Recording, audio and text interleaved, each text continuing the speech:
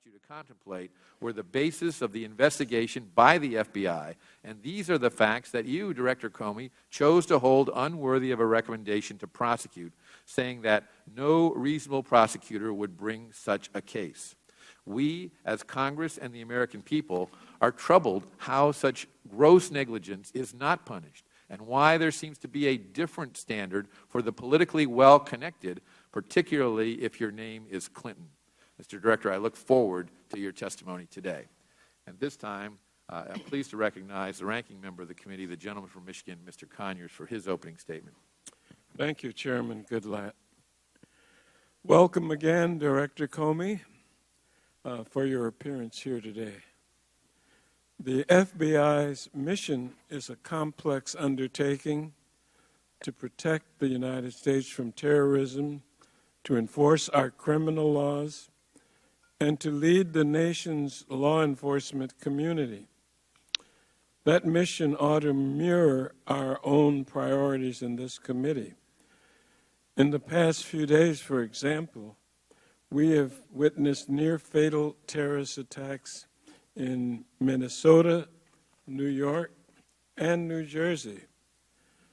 These attacks underscore the growing fear that individuals can be moved to violence at home by the propaganda of ISIS and other terrorist groups abroad, even though they have no direct connection to those organizations. To me, this threat is dire. We should be doing all we can within our communities and within our constitutional framework to mitigate the danger. But will our majority here in the House use their time today to discuss these attacks?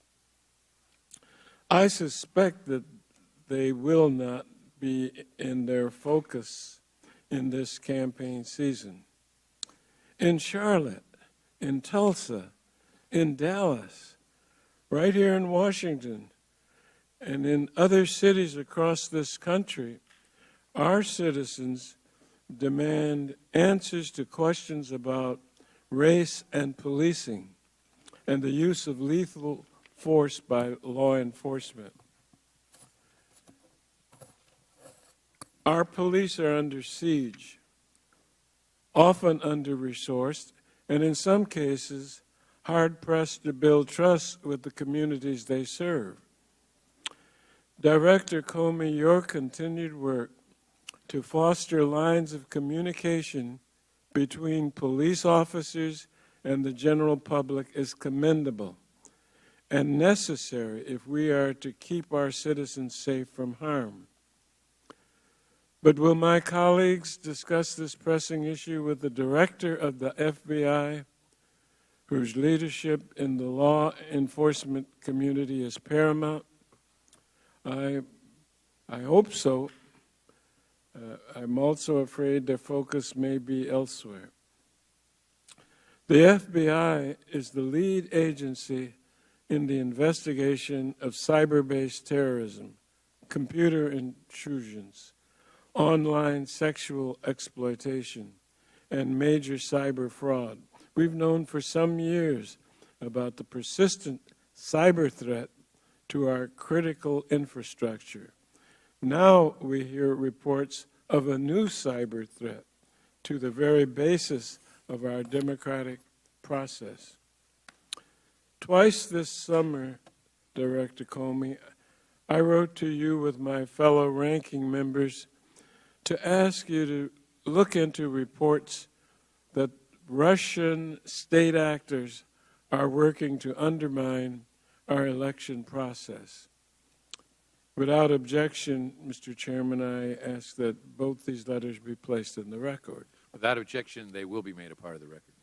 Thank you. It is now the clear consensus of the intelligence community that the Russian government was behind the hack of the Democratic National Committee, and not, as some suggested, somebody sitting on their bed that weighs 400 pounds.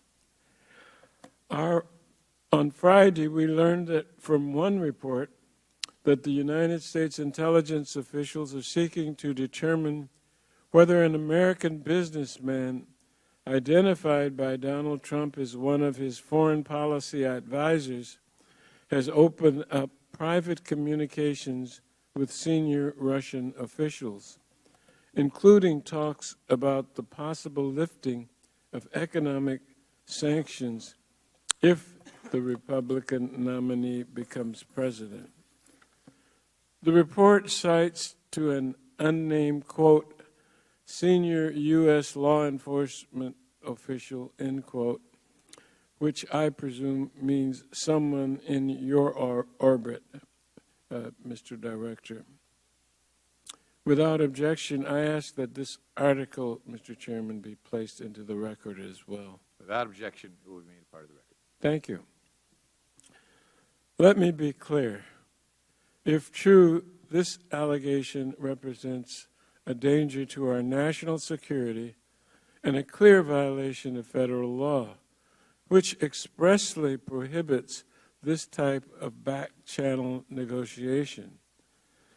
And I'm not alone in describing the nature of this threat.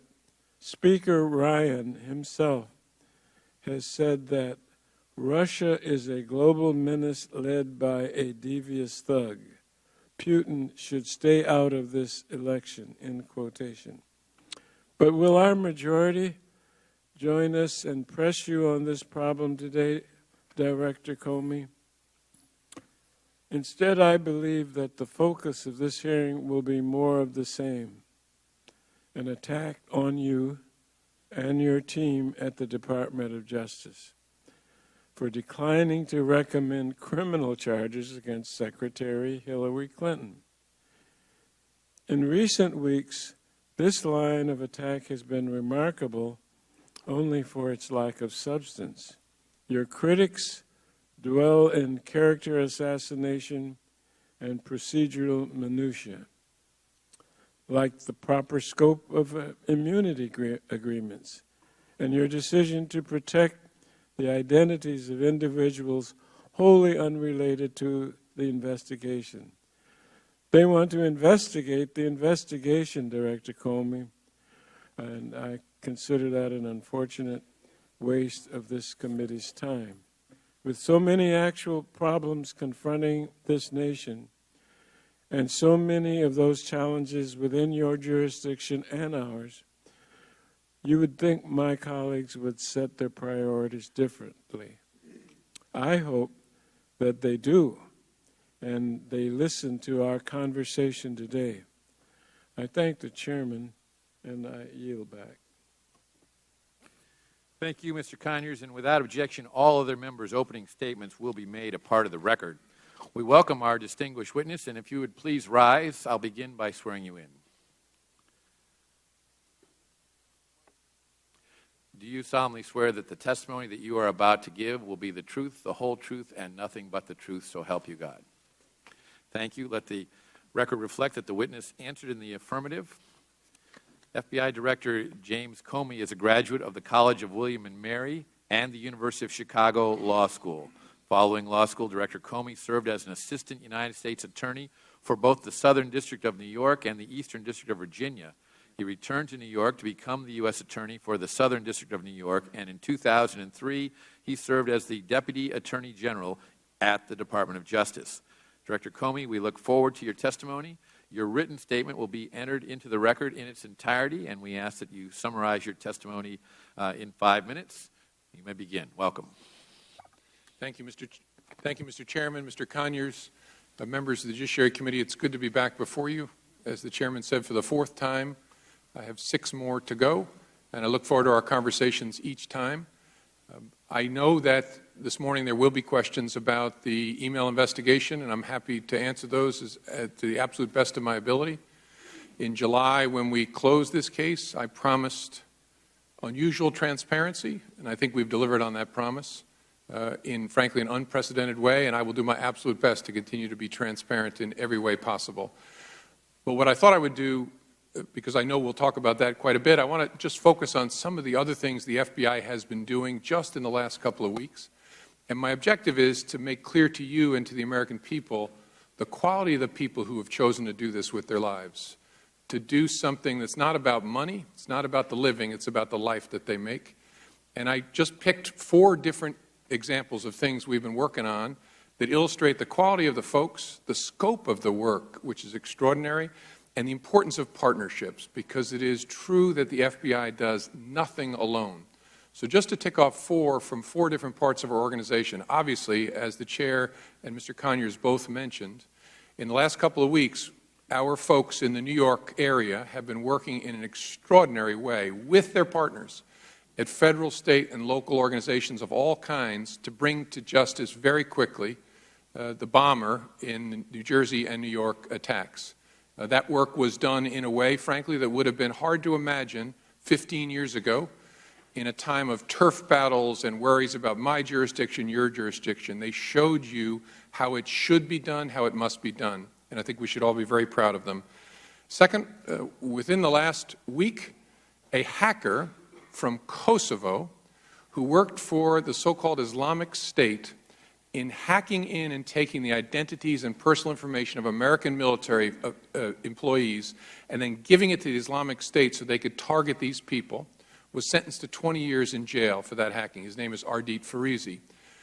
Our great folks, together with lots of partners around the world, found this Kosovar in Malaysia, and our Malaysian partners arrested him, brought him back to Virginia, where he was just sentenced to 20 years for his hacking on behalf of the Islamic State. Terrific work by our cyber investigators. And obviously, as you know, we are doing an awful lot of work through our counterintelligence investigators to understand just what mischief is Russia up to in connection with our election. That is work that goes on all day, every day, about which I'm limited in terms of answering questions. But I wanted you to know that's a part of our work we don't talk about an awful lot, but it's at the core of the FBI. And the last one I want to mention is 2 weeks ago, a 6-year-old girl was kidnapped off her front lawn in eastern North Carolina in a stranger kidnapping. And all of law enforcement in North Carolina surged on that case. We rolled our Child Abduction Rapid Deployment Team, which is a capability we've built around the country to help in just these kinds of situations. These are agents and analysts who are expert at doing what has to be done in that golden 24 hours you have to try and save a child. And so we rolled those resources. We work with our partners at state and local levels in North Carolina. And overnight, we found that little girl. We found that little girl chained by her neck to a tree in the woods, alive, thank God, and she was rescued. The picture that they showed me that morning of that little girl with wide eyes and her long hair around her shoulders, but still a thick chain around her neck connecting her to that tree, is one I will never be able to get out of my own head, because it's both terrible and wonderful. It's terrible because of what happened to this little girl. It's wonderful because together we found her and saved her. So I called the sheriff in North Carolina. I called our key team members who had worked on that to thank them. And they told me that they were relieved and exhausted and that they are all hardened investigators, but they stood that early morning in the command center and cried together because it almost never ends this way. So I said to the sheriff and to our people, I wish we didn't live in a world where little girls were kidnapped off of their front lawns, where we had to do this kind of work. But unfortunately, we live in that world. And because we do, I am so glad that those people and the rest of the people that work for the FBI are in that world, because we are safer, we're better, because they've chosen to do this with their lives. The best part of my job is the people I get to watch, to see their work, to admire their work, to support their work in any way that I can. They are doing extraordinary work for the American people across an incredible array of responsibilities. I know you know that, and we're very grateful for the support you give to the men and women of the FBI. And I look forward to our conversation about their work, Mr. Chairman. Thank you. Thank you, Director Comey. We'll now begin questioning under the 5-minute rule, and I'll begin by recognizing myself. You testified that the FBI did not investigate the veracity of Secretary Clinton's testimony to the Select Benghazi Committee under oath. We referred the matter to the United States Attorney for the District of Columbia.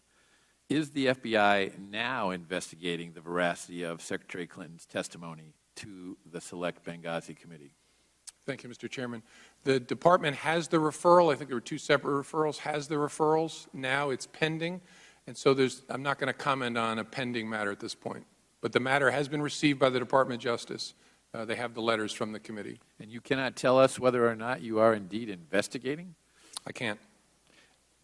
When do you expect that you'll be able to tell us more about this pending matter before the FBI?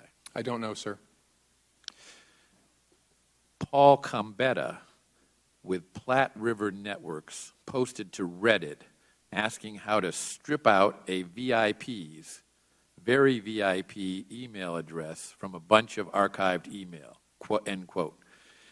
He went on, quote, "The issue is that these emails involve the private email address of someone you'd recognize, and we're trying to replace it with a placeholder address as to not expose it," end quote.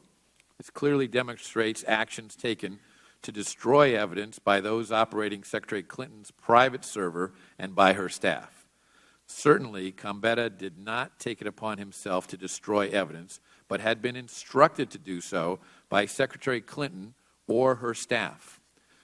My first question to you is, was the FBI aware of this Reddit post prior to offering Mr. Combetta immunity on May 3, 2016? I'm not sure. I know that our team looked at it. I don't know whether they knew about it before then or not. Isn't this information evidence of obstruction of justice and a violation of Mr. Combetta's immunity deal? Not necessarily, no. Why not? It depends on what his intention was, why he wanted to do it. And I think our team concluded that what he was trying to do was, when they produced emails, not have the actual address, but have some name or placeholder instead of the actual .com address in the from line. Last week, the American people learned that Cheryl Mills, Secretary Clinton's longtime confidant and former State Department Chief of Staff, and Heather Samuelson, counsel to Secretary Clinton in the State Department, were granted immunity for production of their laptops. Why were they not targets of the FBI's criminal investigation? Well, a target is someone on whom you have sufficient evidence to indict. A subject is someone whose conduct at some point during the investigation falls within the scope of the investigation. So certainly with respect to Ms. Mills, at least initially, because she was an email correspondent, she was a subject of the investigation. Did the FBI find classified information on either of their computers? I think there were some emails still on the computer that were recovered that were classified, is my recollection. Isn't that a crime? Is what a crime, sir? Having classified information on computers that are outside of the server system of the Department of State, unsecured. No, it's certainly something, without knowing more, you couldn't conclude whether it was a crime. You'd have to know what were the circumstances, what was the intention around that, but it's certainly something, it's the reason we conducted a year-long investigation to understand where emails had gone on an unclassified system that contained classified information. And what did you determine with regard to the emails found on her computer? I hope I'm getting this right, and my troops will correct me if I'm wrong, but they were duplicates of emails that had been produced because the emails had been used to sort before a production. Now, both Cheryl Mills and Heather Samuelson were granted immunity for production of these computers, these laptops. Why were they then allowed to sit in on the interview with Secretary Clinton? Right. The Department of Justice reached a letter agreement with the two lawyers to give them what's called act of production immunity, meaning nothing that's found on the laptop they turn over will be used against them directly, and which is a fairly normal tool in investigations. They were, Ms. Mills in particular was a member of the Secretary Clinton's legal team, and so Secretary Clinton decides which of her lawyers come to voluntary interviews with the FBI. Is it usual to allow a witness or potential witness in a subsequent prosecution, had one been undertaken, to be present in the room when the FBI interviews another witness and potential target of an investigation? The FBI has no ability to exclude or include any lawyer that a subject being interviewed chooses to have there. Even if the lawyer is a witness in the case, can you cite any other instance in which a witness to a criminal investigation who has already been interviewed by the FBI has been allowed to accompany and serve as legal counsel to the target of that investigation? I can't from personal experience. It wouldn't surprise me if it happened. The Department of Justice, the FBI has no ability to decide who comes to an interview in a voluntary interview context. If it was a judicial proceeding, a judge could police who could be there, and obviously lawyers are governed by canons of ethics to decide what matters they can be involved in, but it doesn't fall to us to say you can be in, you can't be in. But wouldn't you agree that it is a conflict of interest for them to serve as attorneys for Secretary Clinton in this matter, having been interviewed by the FBI as witnesses? That's a question a lawyer has to answer for him or herself. You're a lawyer, Director Comey. What's your opinion of that? Oh, I don't want to offer an opinion on that, but that's something a lawyer has to decide for themselves. I assume with counsel and consulting our canons of ethics, what matters you can be involved in and what you can't. But again, the Bureau's role in conducting a voluntary interview is to interview the subject. Who they bring is up to them. How can you trust the veracity of Secretary Clinton's answers, knowing that witnesses previously interviewed by the FBI were allowed to participate in the interview? We assess the answers based on what's said and all the other evidence we've gathered. In consultation with her, quote, attorneys who are also witnesses to what was previously done earlier and may, in fact, have themselves violated the law for which they requested and were granted immunity. And the answer is, the answer is the same. We make the assessment based on what the witness says and the other evidence we've gathered in the case. Who's sitting there, to me, is not particularly germane. Thank you. My time's expired. The chair recognizes the gentleman from Michigan, Mr. Conyers, for his question. Thank you. Thank you so much. Director James Comey, twice this past week, the city of Charlotte, North Carolina, has been shaken by the shooting deaths of black men. It's only one city out of many in this country looking for answers about the use of force by police. We on this committee are looking for answers too. You are a vocal advocate for better collection of information about violent encounters between police and civilians. Has the FBI's ability to collect this information improved in the years since we have last discussed it? And why are these statistics so important to our current discussion on the use of force by police? Thank you, Mr. Conyers. We're having passionate, important conversations in this country about police use of force in connection with encounters with civilians, especially with African Americans. Yes. All of those conversations are uninformed today. They're all driven by anecdote because as a country we simply don't have the information to know, do we have an epidemic of violence directed by law enforcement against black folks? Do we have an epidemic involving brown folks, white folks? We just don't know. And in the absence of that data, we're driven entirely by anecdote, and that's a very bad place to be. I don't know whether there's an epidemic of violence. My instincts tell me there isn't, but I don't know. I can't tell you whether shootings involving people of any different color are up or down or sideways, and nor can anybody else in this country. And so to discuss the most important things that are going on in this country, we need information. And the government should collect it. I can't think of something that's more inherently governmental than the need to use deadly force in an encounter during law enforcement work. And so what's changed in the last year, which is really good news, is that everybody in leadership in law enforcement in the United States has agreed with this, and they've agreed the FBI will build and maintain a database where we collect important information about all such encounters involving the use of deadly force. That will allow us to know what's going on in this country so we can have a thoughtful conversation and resist being ruled by individual anecdotes. That's why it matters so much. We're making progress. We will have this done. I'd like to have it done in the next year. Certainly in the next 2 years, this database will be up and running because everybody gets why it matters so much. Thank you. On August 30th, I wrote to you regarding Donald Trump's extensive connections to the Russian government. The letter cites to a number of troubling reports, some that suggest mere conflicts of interest, others that might suggest evidence of a crime. Last Friday, we read a new report suggesting that Mr. Trump's foreign policy advisor has been meeting with high-ranking sanctioned officials in Moscow to discuss lifting economic sanctions if Mr. Donald Trump becomes president. The same report quotes,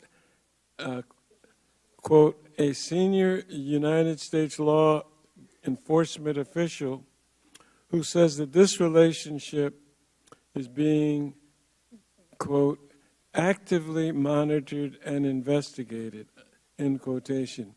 Is the FBI investigating the activities of Mr. Trump or any advisor to the Trump campaign with respect to any line of communication between the campaign and the Russian government? I can't say, sir. As I said in response to a different question from the chairman, we don't confirm or deny investigations. Well, more generally then, is it lawful for a private citizen to enter into official government negotiations with a foreign nation? I don't think it's appropriate for me to answer that hypothetical. Mm-hmm. Well, in my view, our research shows that it is not. The Logan Act, 18 U.S.C. Section 953, prohibits this conduct, in my view. And finally, does Mr. Trump currently receive intelligence briefings from the FBI? Both candidates and their running mates are offered on a regular basis briefings from the entire intelligence community. Mm-hmm. Some portion of the first briefing included an FBI segment. So, yes. Does his staff attend those meetings as well? No, just the candidate and the vice presidential candidate. Mm-hmm. And finally, if a member of either I'm wrong.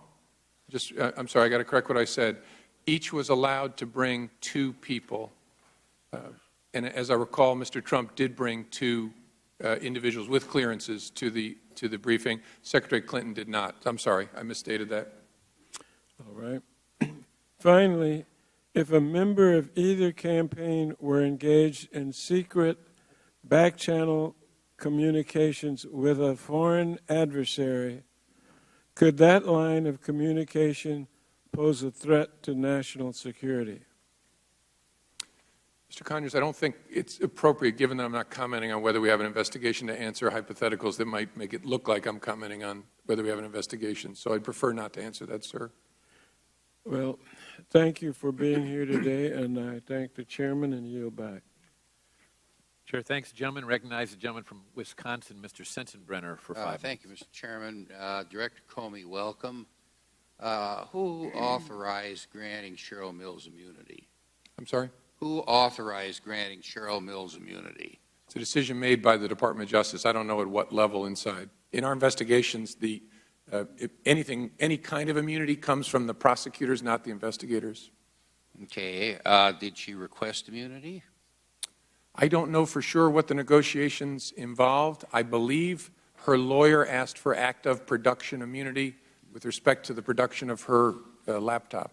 That's my understanding. But again, the FBI wasn't part of those conversations.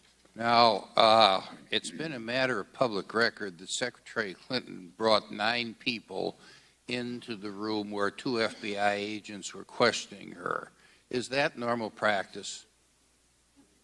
No, there is a normal practice. I've been done interviews with a big crowd and some with just the subject.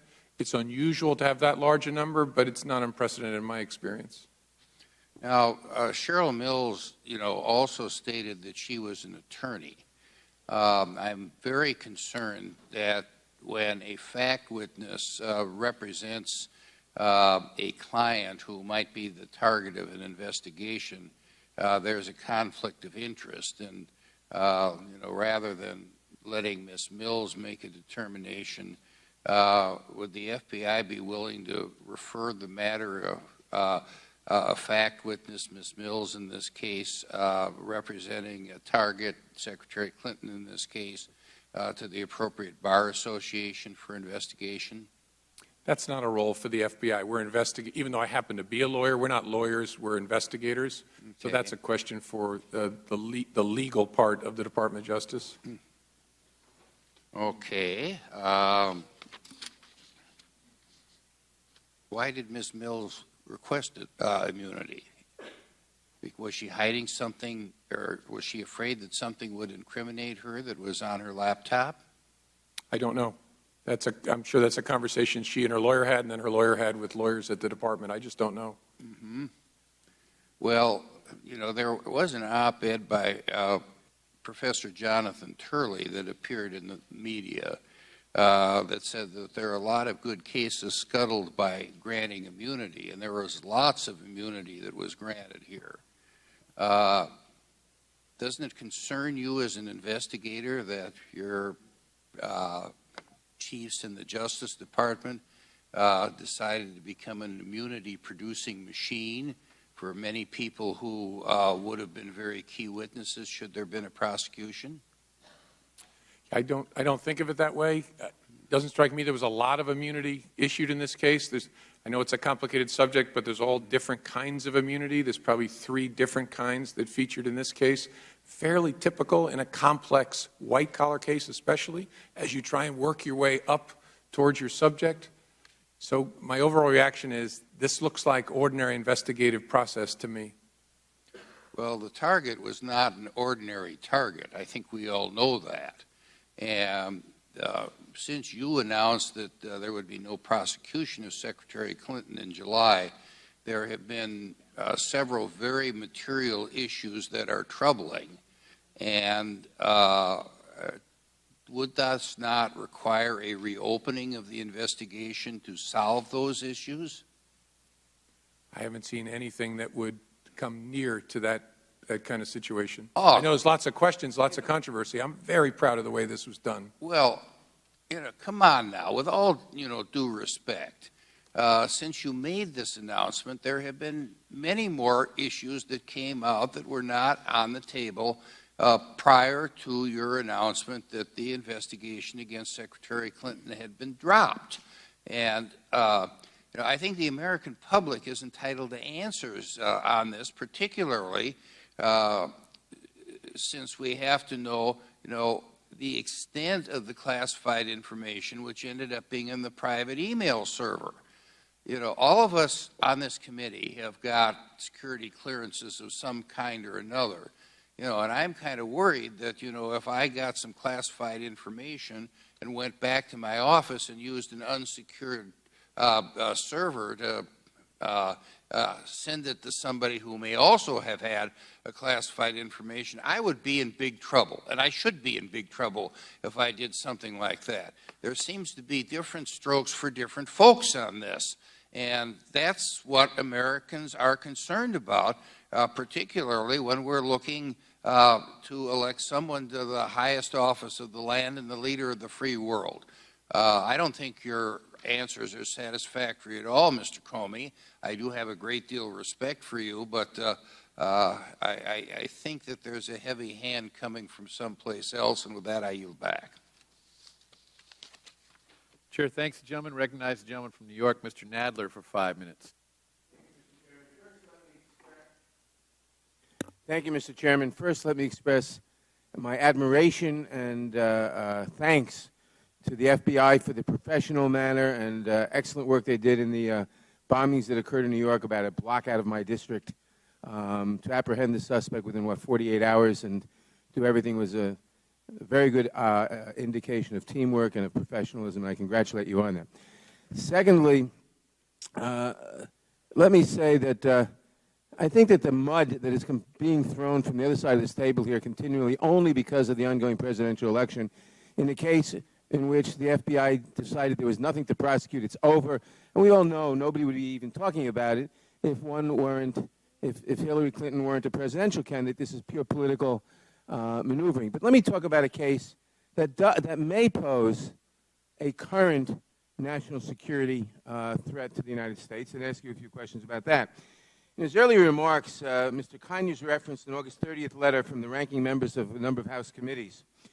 That letter asked whether the FBI was investigating troubling connections between Trump campaign officials and Russian interests, and whether they contributed to the illegal hacking of the Democratic National Committee and the Democratic National Campaign Committee. You're familiar with that letter, I take it? Yes, I'm familiar with the letter. I'd like to ask you a few questions. The letter said this, and I quote, "On August 8, 2016, Roger Stone, a Donald Trump confidant, revealed that he has communicated with WikiLeaks founder Julian Assange about the upcoming release of additional illegally hacked Democratic documents. Mr. Stone made these statements during a Republican campaign event while answering a question about a potential October surprise. Obviously, if someone is stating publicly that he is in direct communication with the organization that obtained these illegally hacked documents, I assume the FBI would want to talk to that person.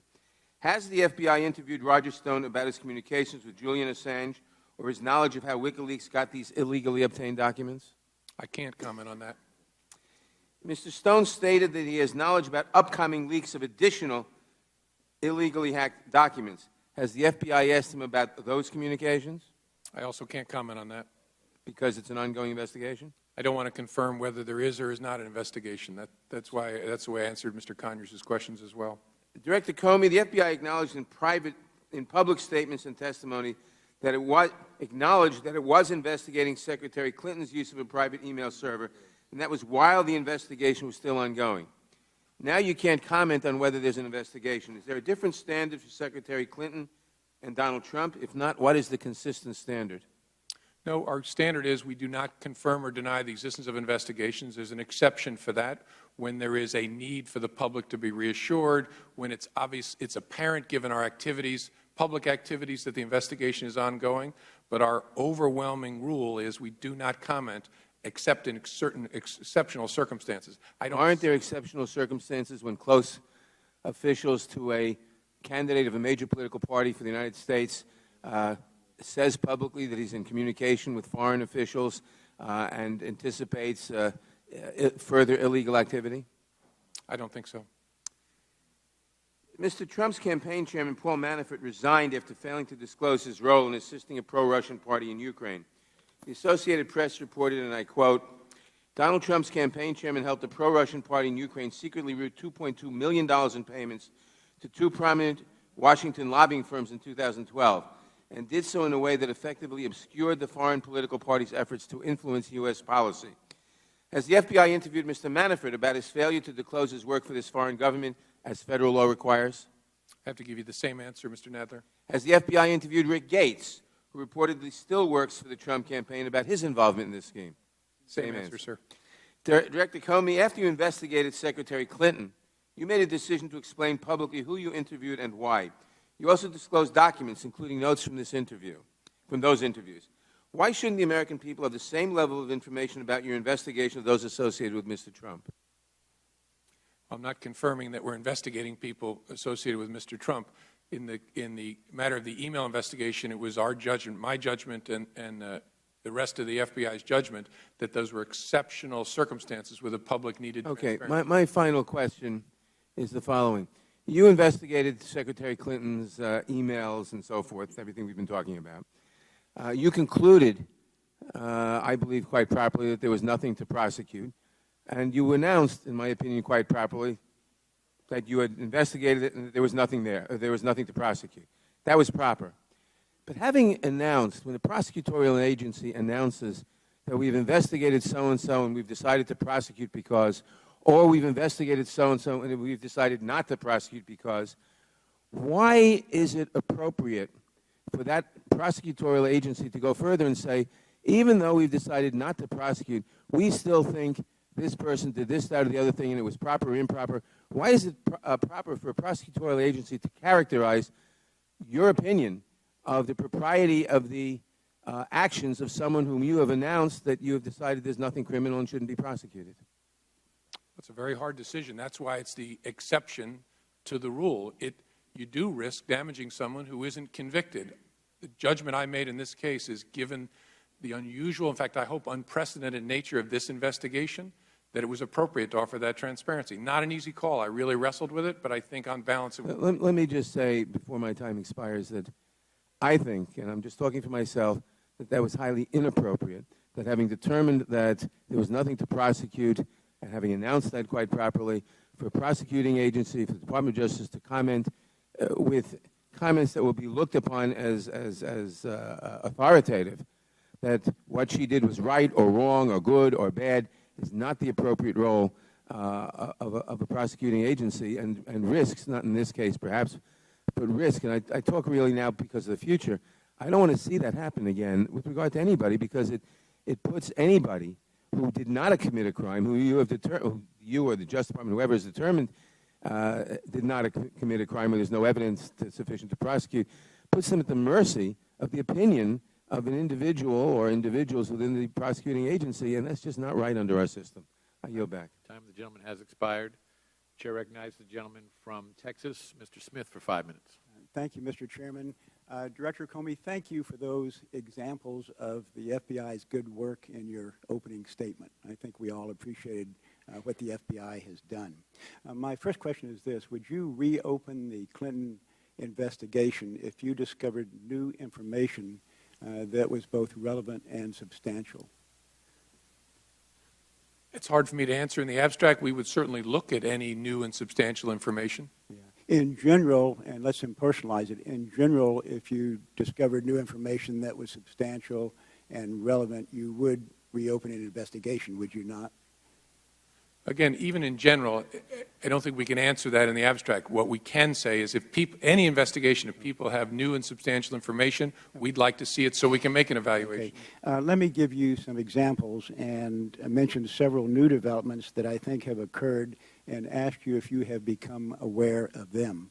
The first example is what the chairman mentioned a while ago. An employee at a company that managed former Secretary Clinton's private email server said, quote, "I need to strip out a VIP's, very VIP, email address from a bunch of archived emails. Basically, they don't want the VIP's email address exposed to anyone." I assume you're aware of that. I'm aware of that. Okay. The same employee called a new retention policy designed to delete emails after 60 days a, quote, Hillary cover-up operation. And you saw that, did you not? Say the last. I'm sorry, Mr. Smith, I couldn't hear the last. Same employee called a new retention policy designed to delete emails after 60 days a Hillary cover-up operation. You saw that? I don't know that particular language. Okay. We'll get you the source, but you can take my word for it that that's what he said. I will. Another example, a former Clinton Foundation employee who also managed the Clinton server destroyed devices used by former Secretary Clinton by smashing them with a hammer. You're aware of that? Yes. Okay. Two employees of the company that managed former Secretary Clinton's server recently pled the Fifth Amendment to Congress to avoid self-incrimination. You're aware of that? Yes. Okay. And then lastly, 15,000 more work-related emails were discovered, though there had been an attempt to wrongly delete them. And you're aware of that? I think we discovered them. Right. To me, Director Comey, what I've cited are not the actions of innocent people. There is a distinct possibility that Mrs. Clinton or her staff directed others to destroy evidence in a government investigation, which of course is against the law. So I would urge you to reopen your investigation. Do you want to comment on that? I don't. Okay. I know you can't tell us whether you have or have not, but I believe I've given evidence of new information that is relevant and substantial that would justify reopening the investigation. My next question is this. I know you've granted immunity to a number of individuals, but if you had new information that is relevant and substantial, you would be able to investigate them further, wouldn't you? Not to quibble, the FBI doesn't grant immunity to anybody. The Department of Justice is able to grant very different kinds of immunity. Yeah, and immunity, if new and substantial evidence develops, either that a witness lied under a grant of use immunity or under any kind of immunity, of course the Department of Justice can pursue it. Okay. Nobody gets lifetime immunity. Right. Okay. Thank you, Director Comey. Last question is this. As chairman of the Science Committee, I issued the FBI a subpoena on September 19, 2016. The due date for a response was 2 days ago, September 26. Bureau staff has still not provided the requested information and documents. Yesterday, we pointed out to them that the Science Committee has jurisdiction over the National Institute of Standards and Technology, which sets standards for the Federal Information Security Modernization Act of 2014. I trust you intend to comply with the subpoena. I intend to continue the conversations we've been having about the subpoena. Yeah. As you know, we've made a lot of documents available to at least 6 committees, and the question of whether we should make them available to another committee is something that we're struggling with, but talking to your folks about. To me, there's no struggle. If we have clear jurisdiction which we can demonstrate, it, I think, obligates you to comply with the subpoena. Yes, sir. We're not trying to be disrespectful. We're just not sure we see the jurisdictional issue the way that your folks do, but we're continuing to talk about it. Okay. Thank you, Director Comey. Would the gentleman yield? I'll yield to the gentleman from California. Thank you. The chairman of the full committee had asked something earlier, and I just want to point out and ask it to be placed in the record. According to the Maryland Code of Ethics, 19301.11, it specifically prohibits a former or current government officer or employee from acting as a counsel to someone that they represented in government. I'd like that to be placed in the record. In light of the fact that the Maryland Bar Without objection, it will be made a part of the record. In light of the fact the Maryland Bar has this prohibition, would that have changed your view of allowing her in and saying you had no authority? I'm not qualified, nor am I going to answer questions about legal ethics in this forum. The FBI has no basis to exclude somebody from an interview who the subject of the interview says is on their legal team. Okay. Thank you, Director Comey. Thank you, Mr. Chairman. Yield back. Chair, thanks. Gentleman recognizes the gentlewoman from California, Ms. Lofgren, for 5 minutes. Thank you, Mr. Chairman, and thank you, Director Comey, for once again appearing before this committee as you appeared before so many committees here on the House. Sometimes I wonder how you get any work done at all that you are called up here so frequently. There's been a lot of focus on the private email that Secretary Clinton used, just as her predecessor, Colin Powell, used. So far as I'm aware from the public comments, there's no forensic evidence that there was a breach of that service, although theoretically you could intrude and not leave evidence. But there's been very little focus on the breach at the State Department email system. Now, it's been reported in the press that this breach of the State Department email system was one of the largest ever of a federal system and was accomplished by, according to the press, either China or Russia. I'm wondering if you are able to give us any insight into whether it was in fact the Russians who hacked into the State Department email system or whether that's still under investigation. Not in this open forum, I can't. All right. I'm hoping that we can get some insight in an appropriate classified setting on that. Now, we have watched with some concern, and I know you are also concerned, about the Russian intrusion into our election system. It's been reported to us that the Russians hacked into the Democratic National Committee database. They also hacked into the Democratic Congressional Campaign Committee, and it seems that they are making an effort to influence the outcome of this election. We've been warned that the information stolen might not just be released, but also be altered and forged and then released in an effort to impact the election here in the United States. Yesterday, there were press reports, and I don't know if they're accurate. I'm interested if you're able to tell us that the Russians have also hacked the telephones of Democratic staffers and that there was a request for Democratic staffers to bring their cell phones into the FBI to have them mirrored. Can you tell us anything about that? I can't at this point. What I can say in response to the first part of your question, any hacking is something we take very seriously. Any hacking in connection with this nation's election system is something we take extraordinarily seriously, the whole of government. And so it is something the FBI is spending a lot of time on right now to try and understand, so what are they up to and what does it involve and what's the scope of it, to equip the President to decide upon the appropriate response. And so that's one of the reasons I have to be very careful about what I say about it. That work is ongoing. I should make clear to folks, when we talk about our election system, there's been a lot of press reporting about attempts to intrude into voter registration databases. Those are connected to the Internet. That's very different than the electoral mechanism in this country. No, we had actually a hearing, and I had the chance to talk to Alex Padilla, who's the Secretary of State in California. Number one, they encrypt their database. Number two, even if you were to steal it, there's backups that you couldn't steal. So you can't really manipulate that, but you could cause a lot of damage. I mean, you could create chaos on Election Day that would, and you could target that chaos to areas of where voters had a tendency to vote for one candidate over another in an attempt to influence the outcome. So it's not a benign situation, certainly, and one that we want to worry about. I want to just quickly touch on a concern I have also on cyber, on Rule 41 and how the FBI is interpreting that.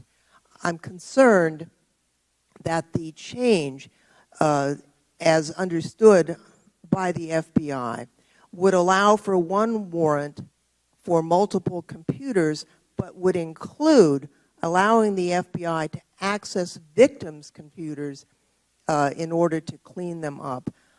The cybersecurity experts that I've been in touch with have raised very strong concerns about that provision, especially using malware's own signaling system to disable the malware.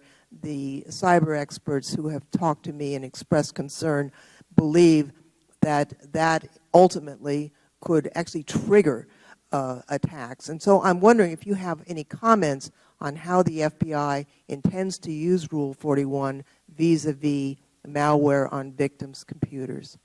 Thank you. The time of the gentlewoman has expired. The witness will be permitted to answer the question. Thank you, Mr. Chairman. I'm not an expert, but one of the challenges we face, especially in dealing with these huge criminal botnets, which have harvested and connected lots of innocent people's computers, is how do we execute a search warrant to try and figure out where the bad guys are and get them away from those innocent people? And what the challenge we've been facing is to go to every single jurisdiction and get a warrant would take literally years. And so we're trying to figure out, can we use Rule 41 to have one judge issue that order and give us that authority? Mr. Chairman, I know my time has expired. I'd just like to close by expressing the hope that the FBI might seek the guidance of some of the computer experts at our national labs on this very question of triggering malware attacks, and I yield back. Point is well taken. The chair recognizes the gentleman from Ohio, Mr. Shabbat, for 5 minutes. Thank you, Mr. Chairman. Director Comey, Chairman Goodlatte, in his introduction of you, mentioned that you're a graduate of the College of William & Mary, and as you may well know, I'm a graduate of William & Mary as well. Anyway, you may remember that our alma mater is very proud of something called the Honor Code. And I checked out the wording of the Honor Code to make sure that I was correct on it, and I'll tell you exactly what it says. It says, as a member of the William & Mary community, I pledge on my honor not to lie, cheat, or steal, either in my academic or in my personal life, unquote. Well, one of the people whose behavior you investigated, Hillary Clinton, didn't have the good fortune to attend the College of William & Mary, but she did attend Wellesley. And I wondered whether they had an honor code, and I found out, I looked it up, they do, and they did. And here's what it says. As a Wellesley College student, I will act with honesty, integrity, and respect. In making this commitment, I am accountable to the community and dedicate myself to a life of honor, unquote. Let me repeat part of that again. I will act with honesty. Now, I'm sure the young women attending Wellesley today and those that have attended it in the past are proud that one of their own could be the next president of the United States. But a majority of the American people have come to the conclusion that Hillary Clinton is not honest and cannot be trusted. It's about 2 to 1 who say that she's dishonest. In the latest Quinnipiac poll, for example, the question being, would you say that Hillary Clinton is honest or not? 65% said no, and only 32% said yes, she is honest. Republicans and Democrats, not surprisingly, were overwhelmingly one way or the other, but independents, 80% of them said nope, she's not honest, and only 19% of them said she is. So, Director Comey, since you and your people were the ones who investigated Hillary Clinton's email scandal, I'd just like to ask a couple of questions. First, Hillary Clinton claimed over and over that none of the emails that she sent contained classified information. Was she truthful when she said that? As I said when I testified in July, there were, I'm forgetting now after 2.5 months the exact number, but there were 80 or so emails that contained classified information. Okay, so she said they didn't contain classified information, and they did, so that sounds like not being truthful. Not trying to put words into your mouth, but I think that's what that means. Hillary Clinton then came up with a fallback position saying, well, none of the emails I sent were marked classified, but that wasn't true either, was it? There were three, as I recall, 3 emails that bore within the body of the text a portion marking that indicated they were classified confidential. And again, not putting words in your mouth, but I think that means that no, she didn't tell the truth in that particular instance. Hillary Clinton said she decided to use a personal email server system for convenience, and that she'd only have to carry around one BlackBerry. Was she being truthful when she said she just used one device? She used, during her tenure as Secretary of State, multiple devices, not at the same time, but sequentially. Okay, again, I'm going to take that as she said one and it was more, so therefore not honest. And in fact, some of the devices were destroyed with a hammer, as has already been mentioned. Is that the type of behavior that you would expect from someone who was being fully cooperative with an investigation, destroying devices containing potential evidence with a hammer? Well, we uncovered no evidence that devices were destroyed during the pendency of our investigation. And so why people destroy devices when there's no investigation is a question I'm not able to answer. Okay, thank you. Mr. Director, a little less than 2 months ago, Hillary Clinton, in talking about her emails, claimed that you said, and I quote, that my answers were truthful. PolitiFact, by the way, gave this claim a pants-on-fire rating. Did you say that she was telling the truth with respect to her email claims? I did not. I never say that about anybody. Our business is never to decide whether we believe someone. Our business is always to decide what evidence do we have that would convince us not to believe that person. It's an odd way to look at the world, but it's how investigators look at the world. Thank you. Director Comey, it must have been, and I'm almost out of time, it must have been very awkward for you. You're tasked with investigating a person who could be the next president of the United States. And the current president of the United States has already prejudged the case and telegraphed to you and the entire Justice Department that he, your boss, has come to the conclusion that there's not even a smidgen of corruption, his own words, before you've even completed your investigation. You were aware that he'd said that, weren't you? Yes, I saw those reported in the press. Okay, and finally, it just seems to me here that there was clearly a double standard going on. Like, for example, if anybody else had done this, like a soldier or a serviceman who did virtually the same thing, they would have been prosecuted and were, but not Hillary Clinton. And that's a double standard, and that's not the way it's supposed to work in America. And I'm out of time. I yield back, Mr. Chairman. I disagree with that characterization, but The gentleman is permitted to respond. I don't think so. I actually think if we were to recommend she be prosecuted, that would be a double standard, because Mary and Joe at the FBI or some other place, if they did this, would not be prosecuted. They'd be disciplined. They'd be in big trouble in the FBI. If you did this, you would not be prosecuted. That wouldn't be fair. Okay. The time of the gentleman has expired. The chair recognizes the gentlewoman from Texas, Ms. Jackson Lee, for 5 minutes. Chairman, thank you so very much. Many Americans have come to trust Hillary Clinton as a dedicated, committed public servant. But I believe it's important as we address these questions. Let me make 1 or 2 points. My colleagues have already made it, and I look forward maybe to coming back to Washington to dealing with the potential Russian intrusion on the election system. I'm not asking you, Director, at this time. And also the issue of connecting the dots as we deal with terrorism across America. But I do want to acknowledge Eric Williams, an outstanding detailee to this Judiciary Committee. Thank him for his service. And I want to thank the SAC in Houston, Mr. Turner, for helping us in the shooting that occurred in Houston, as you well know, that gave us a great deal of fear and scare just a couple of days ago. But Director Comey, my Republican colleagues have questioned, second-guessed, and attacked you and your team of career FBI agents. They disagree with the results of your investigation. They want you to prosecute or to have the DOJ to prosecute Secretary Clinton regardless of the facts. So they've engaged in an almost daily ritual of holding hearings, desperately trying to tear down your investigation and your recommendation. I believe you testified previously that your recommendation in that case was unanimous, and your investigation was carried out by what you called an all-star team of career agents and prosecutors. Is that right? Yes, these were some of our very best. And sometimes because I'm lucky enough to be the person who represents the FBI, people think it's my conclusion. Sure, it's my conclusion, but I'm reporting what the team thought and their supervisors and their supervisors. As I said, this was, as painful as it is for people sometimes, this was not a close call. Let me continue. You have written that the case itself was not a cliffhanger. Is that right? Correct. Recently, Republicans have attacked the decision to provide limited immunity to individuals during the investigation. For example, when Congressman Shavitz learned about this, he stated, and I quote, "No wonder they couldn't prosecute a case. They were handing out immunity deals like candy." I understand that the FBI does not make the final call on immunity agreements. That was the DOJ. You made that clear. So his statement was just wrong. But did you consult closely with DOJ before these immunity agreements were concluded by having facts? Right. Our job is to tell them what facts we'd like to get access to. The prosecutor's job is to figure out how to do that.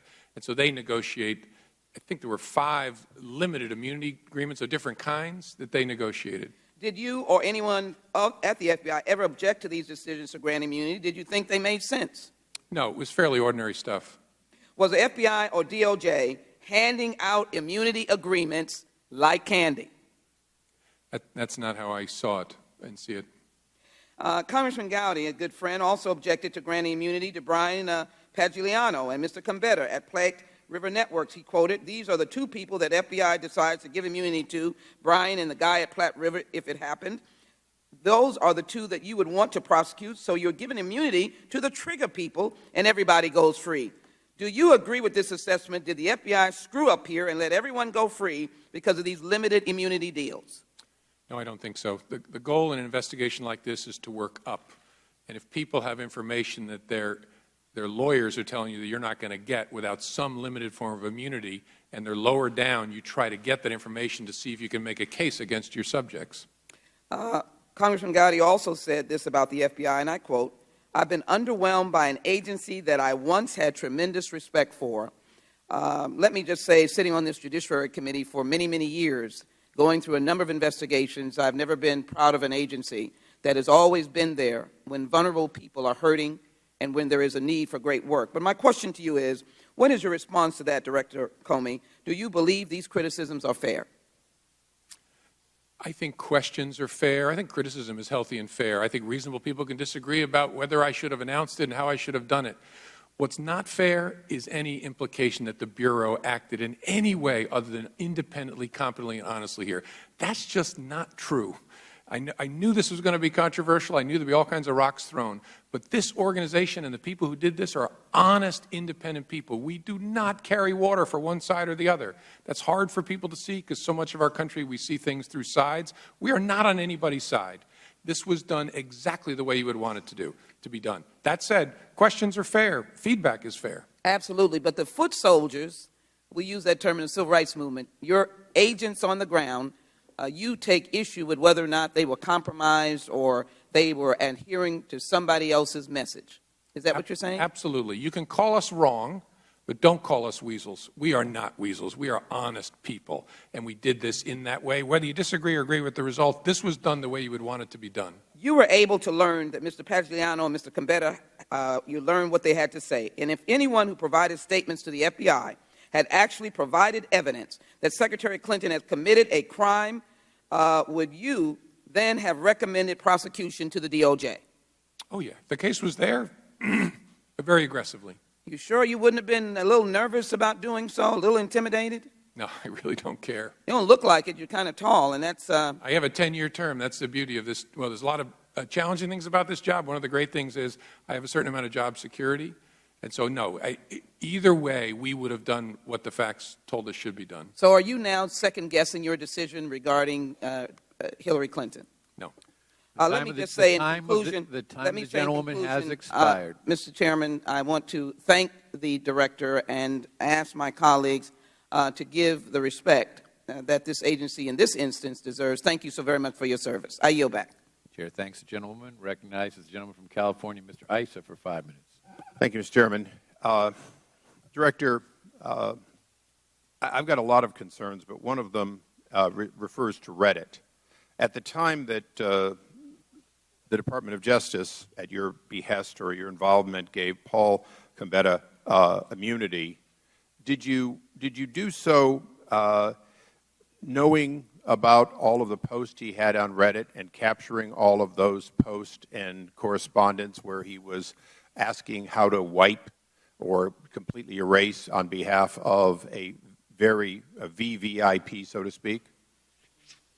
I'm not sure sitting here. My recollection is, and I'll check this and fix it if I'm wrong, that we had some awareness of the Reddit posts. I don't know whether our folks had read them all or not. We had a pretty good understanding of what we thought he had done, but that's my best recollection. Okay. In the last week, en masse, he's been deleting them from Reddit posts.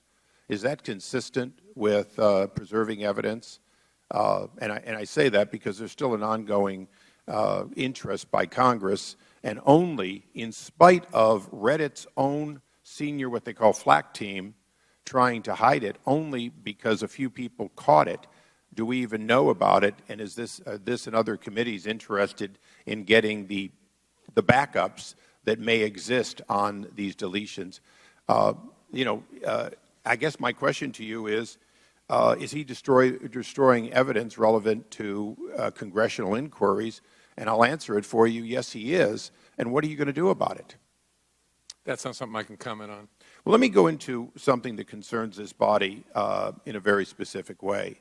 As a former chairman issuing subpoenas, I issued a subpoena, and additionally I issued preserved letters. In addition to that, now Chairman Chaffetz issued what were effectively preserved letters. Some of them were directly to Hillary Rodham Clinton while she was still Secretary. Others, the subpoena in 2013 was to Secretary Kerry. These individuals destroyed documents pursuant or took it out of federal custody pursuant to our subpoena and our discovery. As a result, they committed crimes. My question to you is, when I was a chairman and I wanted to grant immunity to somebody, I had to go notice the Department of Justice, and you were consulted. Isn't that correct? In a particular matter? In any matter. I don't know whether the FBI is consulted in that circumstance. Okay. For the record, yes. The Department of Justice does not grant immunity without checking with federal law enforcement to see whether it will impact any ongoing investigation. That's the reason we have a requirement to give notice. When the reverse was occurring, you were handing out like candy, according to some, immunity. Did you, or to your knowledge, Department of Justice, confer with Chairman Goodlatte, Chairman Chaffetz, Chairman Smith, or any of the other chairmen who had ongoing subpoenas and investigations? Not to my knowledge. So isn't there a double standard that when you granted immunity to these 5 individuals, you took them out of the reach of prosecution for crimes committed related to destruction of documents or withholding or other crimes pursuant to congressional subpoenas? I don't think anybody was given transactional immunity. Oh, really? Now, we have not allowed to make your immunities public, but I'm going to take the privilege of making one part of it public. I read them.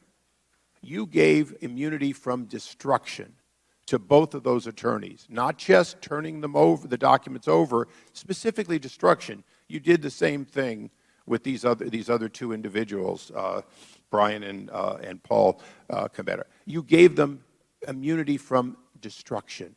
Yeah, I don't think, well, again, I could always be wrong, but I don't have them in front of me either. Well, because you don't let us take them out of the SCIF, it's a little hard for us too. But the fact is, when you read them... My answer, I'm pretty sure that what was granted was use immunity. In the case of those 2 people, coextensive with 18 U.S.C. 6001, which means no statement you make can be used against you directly or indirectly. Transactional immunity is sometimes given also by prosecutors, says you will not be prosecuted in any event for this set of facts. I don't think there was any transactional immunity. Well, when I read for both of the attorneys that immunity was granted, it's in both cases said destruction, in addition to the turning over. Why was that? Why would you believe that was necessary, or do you believe that would be necessary? You wanted the document. You wanted the physical evidence. Why did you have to give them immunity from destruction of materials? And because my time is expiring, when you look into it and hopefully get back to this committee, I'd like to know, does that immunity apply only to destruction on the computers delivered so that other destructions by Cheryl Mills could still be prosecuted? Yeah, again, my recollection is no transactional immunity was given. A protection of statements was given to the Combetta guy and Mr. Pagliano. Thank you, Mr. Chairman. Chair, thanks, gentlemen. Recognize the gentleman from Tennessee, Mr. Cohen. Mr. Chairman, I would ask unanimous consent quickly that a group of documents be included, and I'll summarize them. They're basically the letters and subpoenas that led up to the destruction of documents that were previously held for preservation. Additionally, the blog post from Reddit, if those could all be placed to the record. Without objection, they will be made a part of the record. Thank you, Mr. Chairman. Tennessee is recognized. Thank you, sir. Director Comey, would you consider the FBI's most important job presently fighting terrorism and threats to the homeland? Yes, that's our top priority. How much time do you think the FBI and you have spent responding to congressional inquiries and on this particular email investigation? Could you give me an idea how many months or years have been expended on responding to the different committees that have called you in time after time after time and repetitiously accused you of doing politics rather than being an FBI director? I can't. I don't have any sense. Would it be months of cumulative man-hours, or would it be years of cumulative man-hours? You know, I don't know. A lot of folks have done a lot of work to try and provide the kind of transparency that we promised. It's been a lot by a lot of people. I just don't have a sense of the... How many hours have you spent before Congress on this? Testimony, 4 hours and 40 minutes without a bathroom break, I want to note for the record. And whatever today is, those would be the two main appearances. I was asked questions at Senate Homeland yesterday about this, and then House Homeland in July, I think. So I'm guessing 10 hours or so. And you prepared for this, though. I mean, 10 hours is just like the iceberg. Oh, sure. Yeah. Could your time and the FBI times better be used fighting terrorist threats here in America? You know, we're still doing it all. So no one should think that we've taken a play off because we're also doing oversight. We do it. We do both. In the case in New York where Mr. Rahami tried to detonate some bombs, did detonate a bomb, his father had accused him of being a terrorist at one time, and he'd stabbed his brother and was in jail. Did the FBI interview him when he was in jail about his possible terrorist tendencies and his trips to Pakistan or Afghanistan? I'll answer that. I'm trying to be very circumspect in how I answer questions about the case because the guy's alive and is entitled to a fair trial, and so I don't do anything that would allow him to argue he lost the ability to have a fair trial. The answer is we did not interview him when he was in jail in 2014. Yeah. And why would that be? You interviewed the father, I believe. You might have talked to the brother. You might have talked to a friend. The best evidence was him. He's in jail. You didn't have to, Why did they not go and talk to him? Yeah, sitting here, I don't want to answer that question yet. I've commissioned, as I do in all of these cases, a deep look back. We're trying to make the case now. We will go back very carefully, try to understand what decisions the agents made who investigated that and why, and whether there is learning from that. So I don't want to answer it just now because I'd be speculating a bit. Thank you, sir. Some people have suggested you made a political calculation in your recommendation dealing with Secretary Clinton and the emails. Did you make a political calculation in coming to your ultimate decision? None. Some said that on national television, that Secretary Clinton's emails were destroyed after a directive from the Clinton campaign. You announced your decision. You stated publicly, and I quote, "We found no evidence that Secretary Clinton's emails were intentionally deleted in efforts to conceal them." Is that not correct? That's correct. Others have said they lost confidence in the investigation and questioned the genuine effort in which it was carried out. Did the FBI make a genuine effort to carry out a thorough investigation? Oh, yes, very much.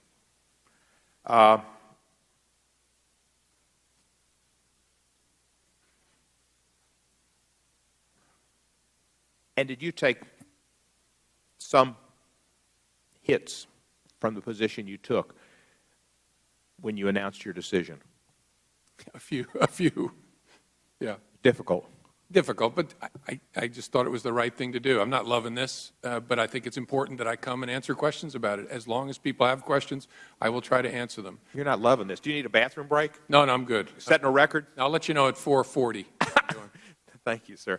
And FBI buildings, we know what they shouldn't be named, and you know my position on that, and I hope you keep that well in mind. You're a credit to the FBI, you're a credit to government service, and to your alma mater. And I yield back the balance of my time. Chair thanks the gentleman and recognize the gentleman from Iowa, Mr. King, for 5 minutes. Thank you, Mr. Chairman. I thank you, Director, for your testimony here before this committee. Again, listening in the exchange between yourself and Mr. Ice, I'd just like to confirm that you were confirming that Mr. Combetta made the Reddit posts. Well, I'm confirming it. I think he did, is my understanding. But yeah, that's my understanding. I think he did. I haven't dug into that myself. I've been focused on a lot of other stuff, as we've talked about, but I think that's right. I certainly can accept that. And I'd like to just go back to the interview with Hillary Clinton and how that all came about on that July 2nd date. But first, I'm looking at the dates of the conditional immunity documents that I've reviewed, and I see that Mr. Pagliano had one dated December 22nd and another one dated December 28th. Can you tell me what brought about that second agreement, why the first one wasn't adequate, and if there was an interview with Mr. Pagliano in between those dates of December 22nd and 28th of 2015? I think what it is, and Mr. Gowdy and Mr. Marino will recognize this term, the first one is what we call a Queen for a Day agreement, which was to govern an interview, so limited use immunity for an interview. And then I believe the second one is the agreement for use immunity in connection with the investigation. So it's sort of a tryout for him to get interviewed, for prosecutors and investigators to poke at him, and then the second one is the agreement they reached. I think that's right. And to the extent of if we're going to go any further, we'll go off of the December 28th agreement. That'd be how I would understand that in your description. I think they're both important to him and his lawyer, but the first is an intermediate step to the second. Okay, thank you. Then, were you aware of the President's statement on October 9th, 2015, when he is reported, this is reported on October 9th of 2015, that he said that Hillary Clinton would not have endangered national security? Obviously, I don't know the dates, but I remember public reporting on a statement like that. In the fall in October, and I'll state it as the report I have is October 9th. Then again, on April 10th, 2016, it was reported that the President had said that Hillary Clinton was careless but not intentionally endangering national security. Were you aware of that statement as well? Yes. And then I'd like you to, if you could characterize the interview sometime around, I believe, May 16th, it was reported that you said you intended to interview Hillary Clinton personally. I never said that because I never intended that. And I'm sure I didn't say that publicly. Were you aware of the report that was your public statement? Yes. I think I read it and smiled about it. People imagine the FBI director does things that the FBI director doesn't do. In fact, and I'm not disputing your answer, I'm just simply, for the record, this is a record that is dated September 28th, 2016, Buffalo News. It's got your picture on it, and takes us back to, that's when it was printed, excuse me, takes us back to a document, May 16th, 2016, has a picture of you in the front of it, and I'll ask you to introduce it into the record. It says, FBI Director James Comey told reporters that he would personally interview Hillary Clinton, quote, in coming days, close quote. And I'd ask unanimous consent to introduce this article into the record. Without objection, it will be made. Thank you, Mr. Chairman. And not as a matter of indictment, I don't dispute your word on this. It's what the public expectation was hanging out there is my real point. And then with that public expectation, I think the public was surprised to learn about who was or wasn't in that room. Can you tell us who was in the room involved in either listening to or conducting the interview of Hillary Clinton on that date of July 2nd, 2016? I can't tell you for sure. I can give you a general sense. The witness and her legal team, and then on our side of the table, our agents, prosecutors from the Department of Justice, I don't know if any of our analysts were in there or not, but sort of our team, their team. And how many of your team, how many FBI investigators? I don't know for sure sitting here. I think we probably had 8 to 10 people on our side, prosecutors and agents. That's a knowable fact. I just don't know it sitting here. Prosecutors. Did Loretta Lynch have her people in there? If you mean Department of Justice lawyers, yes, sure. So how many Department of Justice lawyers would have been there? I don't know for sure. Again, I think it was probably about 8 people, probably about 4 lawyers, about 4 from the FBI. Okay. But again, I could be wrong. I think so. About around 4 investigators, around 4 potential prosecutors from the DOJ, a couple of attorneys for Hillary Clinton herself. That would set the scene fairly closely. I think that Secretary Clinton's team was bigger than that. I don't know the exact number. Okay. And then when you received the counsel as to the recommendation you were to make to Loretta Lynch, I'm going to just go through this quickly. You didn't review a videotape, an audio tape, or a transcript, so you would have had to rely upon the briefings from the people that were in the room who would have been your investigative team. Yes, the agents who conducted the interview, yes. And they were briefing off of notes that they had taken, which are now in the SCIF, but redacted. Right. They write them up in what's called an FBI 302. And so Loretta Lynch had her people in the room, and they would have had access to your investigators in the room. And out of that came a piece of advice to you that she had already said she was going to hand that responsibility over to you as director of the FBI as to making the recommendation, which turned out to be the decision on whether or not to indict Hillary Clinton. The time of the gentleman has expired. The director will answer the question. I'm not sure I'm following it entirely. There was no advice to me from the Attorney General or any of the lawyers working for her. My team formulated a recommendation that was communicated to me, and the FBI reached its conclusion as to what to do, uncoordinated from the Department of Justice. Even though Justice was in the room with your investigators, and I'd make that final comment, and I'd yield back. Thank you, Chairman. Sure. Chair, thanks, gentlemen. Recognize gentleman from Georgia, Mr. Johnson, for 5 minutes. Thank you, Mr. Chairman. Russian hacking into the databases of the Democratic National Committee and the Democratic Congressional Campaign Committee, as well as Russian hacks into the voter registration systems of Illinois and Arizona, serve as ominous warnings to the American people about the risks that our electoral processes face in this modern era. Unfortunately, Trump Republicans in the House are as obsessed with Hillary Clinton's damn emails as Trump has been about President Obama's birth certificate. Just like the Donald closed his birth certificate investigation after 5 years of fruitless investigation, however, I predict that the Trump Republicans will at some point close this email persecution. The American people are sick of it. The attention of the American public is increasingly focused on the security of this nation's election infrastructure. On Monday, the ranking members of the House and Senate Intelligence Committees, Senator Dianne Feinstein and Congressman Adam Schiff, issued a joint statement setting forth the current status of this investigation. It said this, and I quote, "Based on briefings we have received, we have concluded that the Russian intelligence agencies are making a serious and concerted effort to influence the U.S. election. They work closely with intelligence community individuals to be able to put that statement out to the American public." Director Comey, I don't want to ask you about any classified information, but is their statement accurate?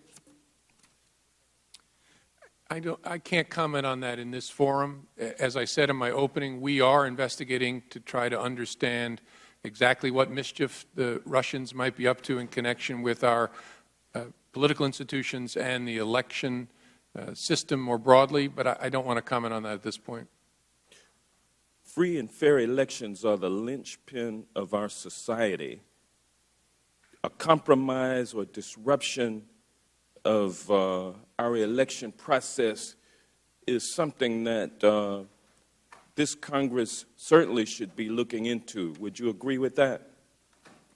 I can't speak, sir, to what Congress should be looking into, but the FBI is looking into this very, very hard for the reasons you say. We take this extraordinarily seriously. Thank you. In June, the FBI Cyber Division issued a flash alert to state officials warning that hackers were attempting to penetrate their election systems. The title of the flash alert was, and I quote, targeting activity against State Board of Election Systems, end quote. The alert disclosed that the FBI is currently investigating cyber attacks against at least 2 states. Later in June, the FBI warned officials in Arizona about Russian assaults on their election system, and hackers also attacked the election system in Illinois, where they were able to download the data of at least 200,000 or up to 200,000 voters. In August, the Department of Homeland Security convened a conference call warning state election officials and offering to provide federal cybersecurity experts to help scan for vulnerabilities. And yesterday it was announced that at least 18 states have already requested election cybersecurity help to defend their election systems. Director Comey, since these flash alerts and warnings went out over this summer, I'd appreciate you letting us know whether or not there have been any additional attacks on state operations or databases since June. There have been a variety of scanning activities, which is a preamble for potential intrusion activities, as well as some attempted intrusions at voter registration databases beyond those we knew about in July and August. We are urging the states just to make sure that their deadbolts are thrown and their locks are on, and to get the best information they can from DHS, just to make sure their systems are secure. And again, these are the voter registration systems. This is very different than the vote system in the United States, which is very, very hard for someone to hack into because it's so clunky and dispersed. It's Mary and Fred putting a machine under the basketball hoop at the gym. Those things are not connected to the Internet, but the voter registration systems are. So we urge the states to make sure you have the most current information and your systems are tight, because there's no doubt that some bad actors have been poking around. All right. With that, I will yield back the balance of my time, and thank you, sir. The chair recognizes the gentleman from Texas, Mr. Gomert, for 5 minutes. Thank you, Mr. Chairman. And Director Comey, thanks for being here. I was a bit astounded when you said the FBI is unable to control who a witness coming in voluntarily brings into an interview. I've seen a lot of FBI agents tell people who could come into an interview and who could not. And in this case, and I'm sure you've heard some of the questions raised by smart lawyers around the country about providing immunity to people like Cheryl Mills in return for her presenting a laptop that you had every authority to get a subpoena, and if you had brought a request for a search warrant, based on what we now know, I would have had no problem signing that warrant so you could go get it anywhere you want. And in fact, I've talked to former U.S. attorneys, AUSAs, who have said if an FBI agent came in and recommended that we give immunity to a witness to get her laptop that we could get with a subpoena or warrant, then I would ask the FBI not to ever allow this agent on a case. Can you explain succinctly why you chose to give immunity without a proffer of what was on the laptop, give immunity to Cheryl Mills while she was an important witness, and you could have gotten her laptop with a warrant or subpoena? Sure. I'll give it my best shot. The immunity we're calling about here, and the details really matter, that we're talking about is act of production immunity, which says we want you to give us a thing. We won't use anything we find on that thing directly against you. Right? It's a fairly... Well, and I understand that, and I understood that from reading the immunity deal. And that's what's so shocking, because she was working directly with Hillary Clinton, and therefore it's expected, since the evidence indicates she was pretty well copied on so many of the emails that Hillary Clinton was using, that pretty much anything in there would have been usable against her. And you cleaned the slate before you ever knew. Now, some of the immunities you gave, the last paragraph mentions a proffer. Was there a proffer of what the witness would say before the immunity deals were given to those that got those immunities? Can I answer first, though, your question about why I think it made sense to have active production immunity for Cheryl Mills' laptop? I'd rather, my time is so limited. All right, please. it's an important question, and I think there's a reasonable answer, but I'll give it another time. I think in at least one of the cases, and I'm mixing up the guys, but with Mr. Gambetta, maybe also with Mr. Pagliano. No, I got that reversed. It's yes or no. Did you have a proffer from them as to what they would say before you gave them immunity? I believe there was a proffer session governed by what I just referred to as called a Queen for a Day agreement with at least one of them to try and understand what they would say. Because the deals that I've seen back 30 years ago before I went to the bench, the FBI would say, you and the DOJ, of course, we know FBI can't give immunity. It has to come from DOJ, just like it's not the FBI's job to say what a reasonable prosecutor should do or not do. You give them the evidence, and then you let them decide. But a proffer is made saying, this is what my client will say. Then the DOJ decides, based on that proffer, here's the plea we'll offer, here's the immunity we'll offer, and if your client deviates from that proffer, the deal's off. You got really nothing substantial. It's as if you went into the investigation determined to give immunity to people instead of getting a warrant. You gave immunity to people that you would need to make a case if a case were going to be made. And I know we have people across the aisle that are saying, well, it's only because she's a presidential candidate. It happens to be, in my case, I wouldn't care whether she was a presidential candidate or not.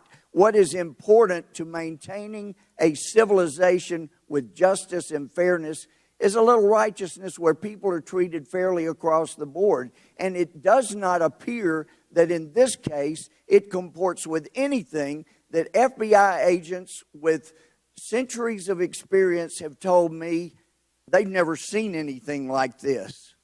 So one other thing, I know this happened before your watch, but under Director Mueller, Kim Jensen, who prepared 700 pages of training material for those who would go undercover and try to embed with al-Qaeda, it was wiped out because CARE and some of the people that were unindicted co-conspirators named in your Holy Land Foundation trial, they said, we don't like them.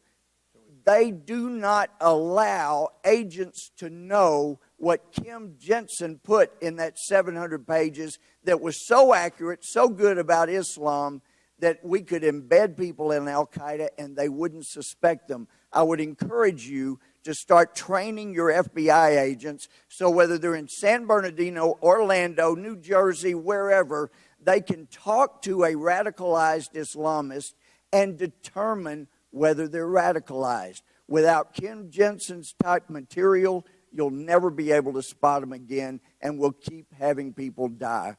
Thank you. My time's expired. The time of the gentleman has expired. The director is permitted to respond if he chooses to do so. I don't think I have anything at this point. The chair recognizes the gentlewoman from California, Ms. Chu, for 5 minutes. Thank you.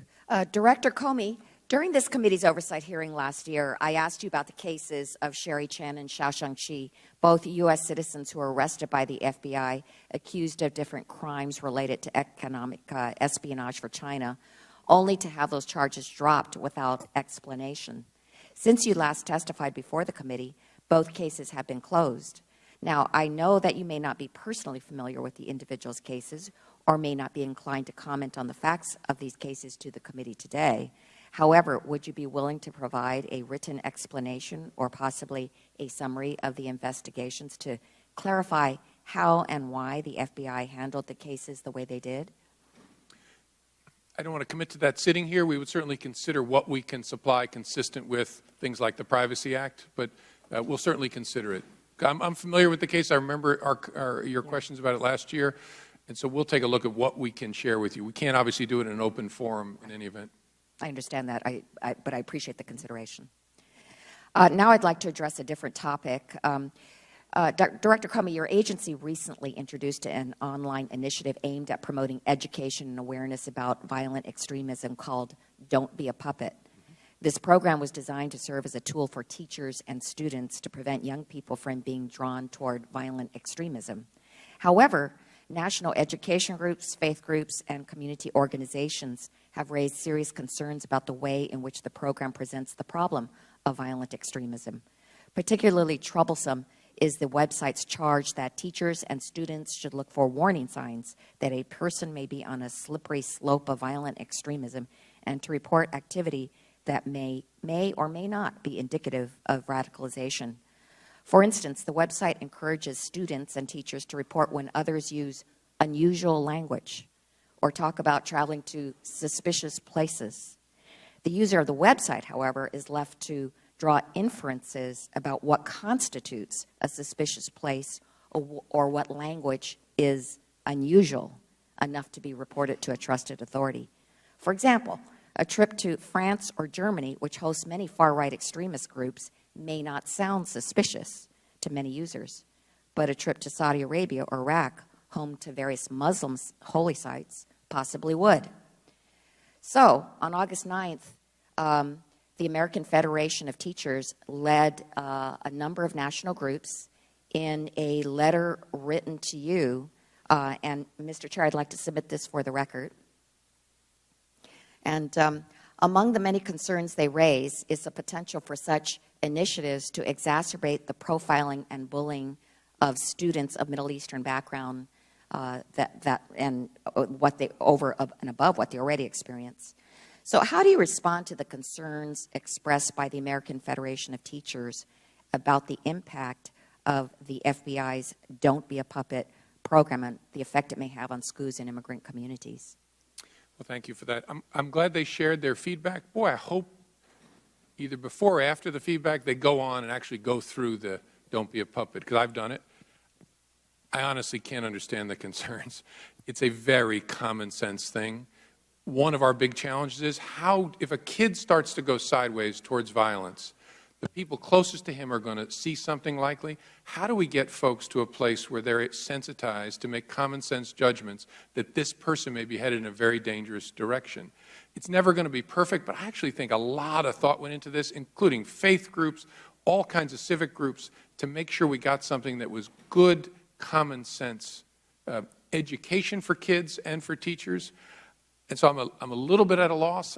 Maybe we ought to meet with them. They can show me which parts of it they actually think are problematic.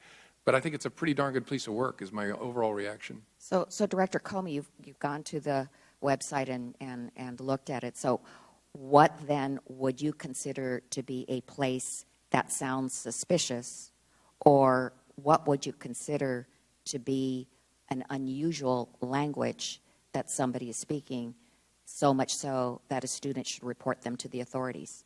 I think what it says is using unusual language, not speaking Pashto or French or German. I think it means speaking in an unusual way about things. And suspicious place, Syria, leaps to my mind. If someone is talking to classmates about thinking about traveling to Syria, the classmates ought to be sensitized to that. The teacher ought to be sensitized to it so we can try and intervene with that kid before we have to lock them up for most of their life. But do you have evidence to show that this program is actually countering recruiting efforts by violent extremists? I don't, but it sure makes a lot of sense to me. It seems like, again, a common sense way to equip kids to resist the siren song that comes from radical Islamists or skinhead groups or hate groups of different kinds. And so, look, I'm sure it's not perfect, because nothing in life is. We'd welcome feedback, but the general idea makes a lot of sense to me. I yield back. The chair recognizes the gentleman from Ohio, Mr. Jordan, for 5 minutes. Thank you, Mr. Chairman. Director, in your opening comments, you said this was an unusual case. I would say that's the understatement of the year. Husband of the subject meets with the Attorney General 3 days before Secretary Clinton is interviewed by the FBI. 9 people get to sit in with Secretary Clinton during that interview. One of those was her Chief of Staff, Cheryl Mills, who was the subject of the investigation. 5 people get some kind of immunity. 5 people get some kind of immunity, yet no one is prosecuted. 3 of those people who get immunity take the 5th in front of Congress, and one of them doesn't even bother to show up when he's subpoenaed.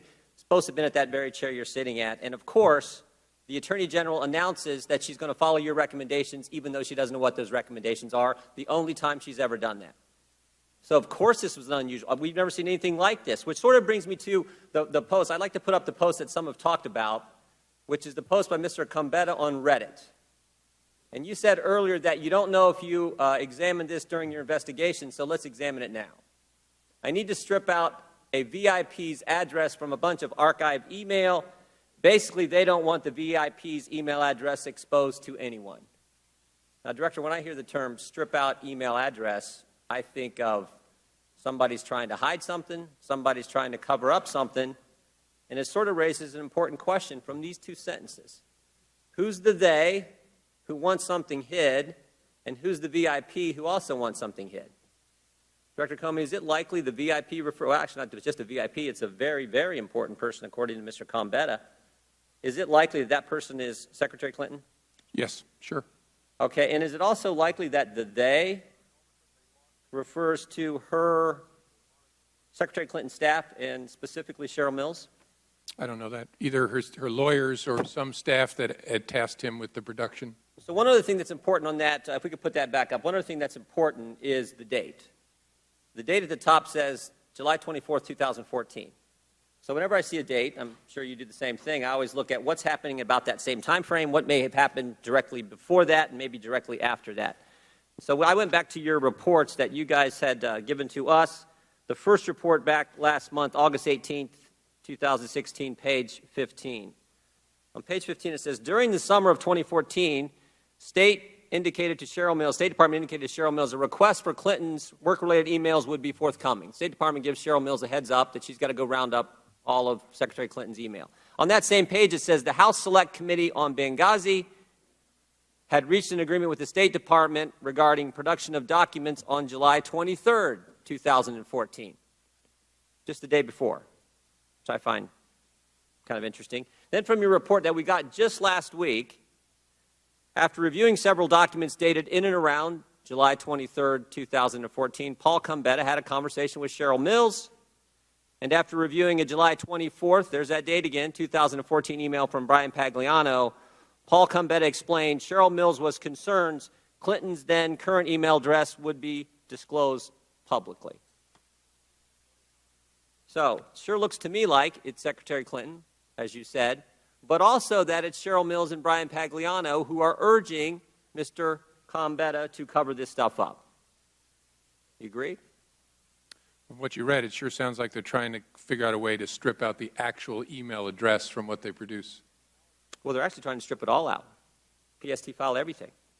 Here's the takeaway in my mind. Mills gets a heads up, Cheryl Mills gets a heads up in midsummer of 2014.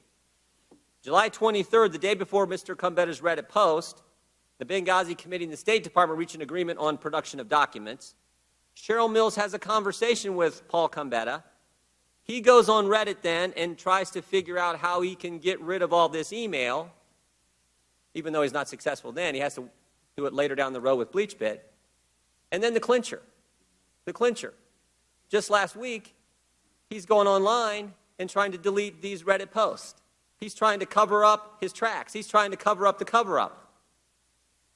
So I guess the question is, and someone's asked it earlier, in light of all this, are you thinking about reopening the investigation? I may have misunderstood what you said during the question. I don't understand that to be talking about deleting the emails. I understand to be talking about removing from the from line the actual email address. But anyhow, maybe I misunderstood you. But the same guy later took BleachBit and did delete emails. Sure, yeah.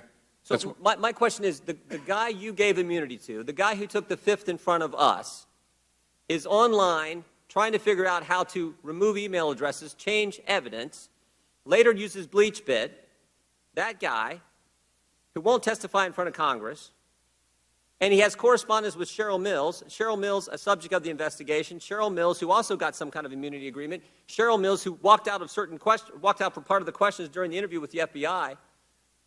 Seems to me that's pretty compelling, and the timeline's pretty compelling as well. I'm not following compelling of what. There's no doubt that Combetta was involved in deleting emails. After conversations with Cheryl Mills. he had the O-S-H-I-T moment, as he told us. And that's why it was very important for us to interview this guy to find out who told you to do that, why did you do that. That's why he was given use of it. Did you know about the Reddit post when you interviewed him? As I said earlier, I think we did. I think our investigators did. I'm not positive as I sit here. Mr. Chairman, I mean, the guy's trying to cover up the Reddit post where he's trying to figure out how he can cover up the email addresses. And I find that compelling, particularly in light of the fact that just the day before, he's talking with Cheryl Mills, and the State Department is on notice that the Benghazi Committee wants these very documents. I find that compelling, but obviously the FBI didn't, and this is just one more on that list of things that make this case highly unusual. I yield back. The Director is permitted to respond if he chooses to do so. No, I don't think so. The Chair recognizes the gentleman from Florida, Mr. Deutsch, for 5 minutes.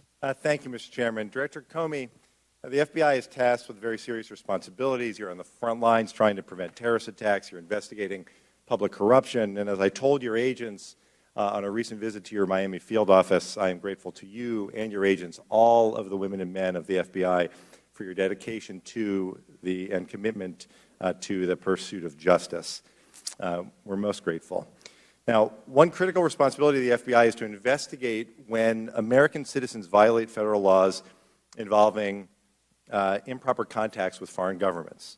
And Director Comey, if an American national goes outside government channels to negotiate with a foreign government on behalf of the United States, that's a very, very serious crime, one that would violate the Logan Act, which, as you know, is the law that prohibits unauthorized people from negotiating with foreign governments in the place of the United States government. Director Comey, would the FBI take allegations of Logan Act violations seriously? Is that within your jurisdiction? Yes, it's within our jurisdiction. And if you had credible evidence that someone had violated the Logan Act, would the FBI investigate that alleged violation of law? I think we have done many Logan Act investigations over the years, and we certainly will in the future. And am I correct in assuming that you're familiar with publicly quoted comments from various intelligence sources that have said that Russia has targeted the United States with illegal state-directed hacking? I'm aware of the published reports.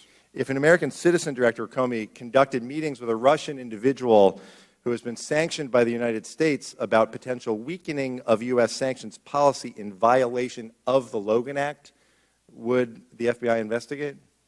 I don't think it's appropriate to answer that. That gets too close to confirming or denying whether we have an investigation. It seems too close to real life, so I'm not going to comment. Okay, but you have investigated Logan Act violations. It's something that's clearly within your jurisdiction. I appreciate, Director Comey, your confirming that the FBI would treat these potential violations of law both seriously and urgently, because everything that I just outlined that you said the FBI would investigate has apparently happened already.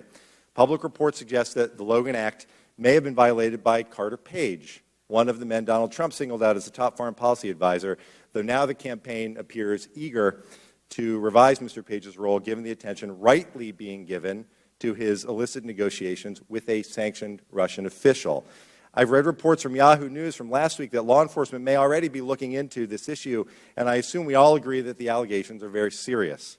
Russia, a nation that hacks America, a nation that continues to enable the Assad regime to slaughter the Syrian people, a nation that threatens and violates the territorial integrity of its neighbors and our European allies. It is a dangerous violation of federal law if Donald Trump's advisor, Carter Page, is engaging in freelance negotiations with Russia. And here's what we know. In March, Donald Trump named Carter Page as a foreign policy advisor. In July, Mr. Page traveled to Moscow to give a speech that was harshly critical of the United States.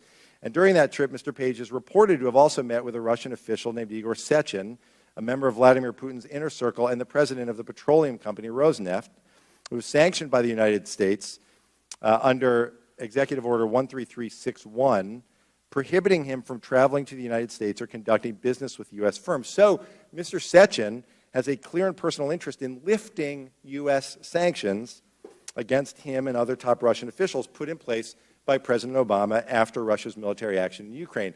Now, if these two men met to discuss sanctions policy or a lifting of sanctions under a potential Trump administration, this would be enormously concerning.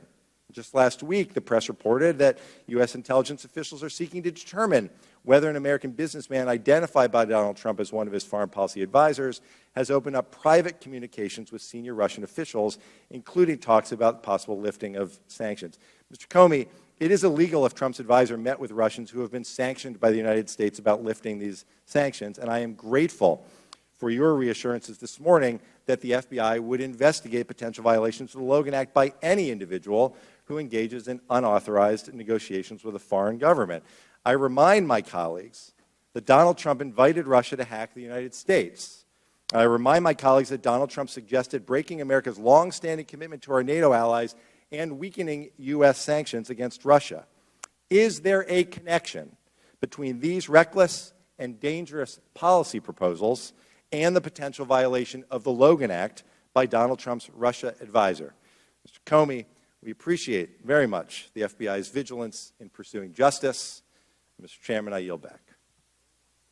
The gentleman is permitted to respond if he chooses to do so. The chair now recognizes the gentleman from Pennsylvania, Mr. Marino, for 5 minutes. Thank you, Chairman. Thank you, Director, for being here. I think we worked on a couple of cases together, our districts. Would you clarify something for me on active production immunity? Does active production immunity go beyond this scenario that I'm going to state? You ask for a computer from a witness. You give that witness act of production immunity that, in my interpretation, is that the agent who has that now in his or her hands, the witness is immune from the agent getting on the stand and saying, that person, this is that person's computer because they gave it to me. Does it go beyond that? Or was there additional immunity for Ms. Mills stating that anything on that computer cannot be used against her? As I recall it, Congressman, the active production immunity for Ms. Mills was, you give us this computer, we will not use, we the Justice Department, anything we find on the computer directly against you in connection with investigation or prosecution for mishandling of classified information. I think that's how they defined it. But that goes beyond act of production. Doesn't act of production simply state that I'm the agent, I can't get on the stand and say that belongs to that individual because they simply gave it to me? It sounds like more additional immunity was given that says, and what is on this we cannot hold against you. Well, I think of it as I still think of it as an active production immunity. That, from my experience, that's what I would characterize that agreement. I guess you're right, there could be a more limited form of active production immunity, which simply says your fact of giving us this object will not be used against you directly. I'd have to think through whether it can be parsed that way. But I think I take your point. So that's why I'm saying additional immunity was given, and I don't think it was warranted at that point. Let me ask you a question. We both impaneled many grand juries, investigative grand juries. Why not impanel an investigative grand jury whereby you have reasonable suspicion that a crime may have been committed, and then you have the ability to get warrants, subpoenas, get this information, subpoena witnesses before the grand jury under oath, and if they take the fifth, if it's not the target, if they take the fifth, they simply and say, I'm not going to talk to you, you can give them, whether it's use immunity, the AG can give them that, and you had that authority, and then transactional has to come from the judge. And if they refuse to testify then you can say, fine, we're going to take you before a judge, hold you in contempt, and then you're going to sit in jail until you answer our questions. Wouldn't that have been much simpler and more effective than the way this has gone about? I know that I've done it many, many times, and sometimes we find a situation where there isn't enough evidence, and most of the time we find there is enough evidence.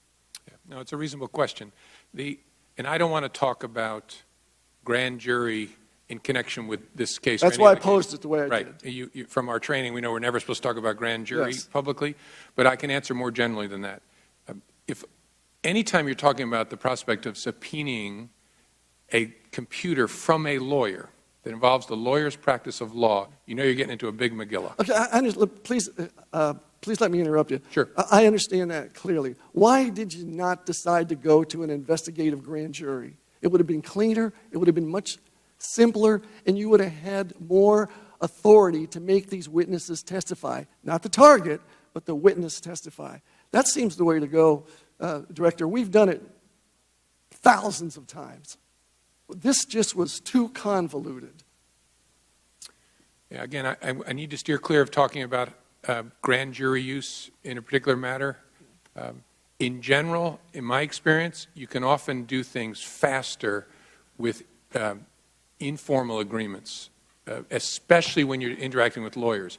In this particular investigation, the investigative team really wanted to get access to the laptops that were used to sort these emails. Okay, one more Those are statement. lawyers' laptops. That is a very complicated thing. I think they were able to navigate it pretty well to get us access.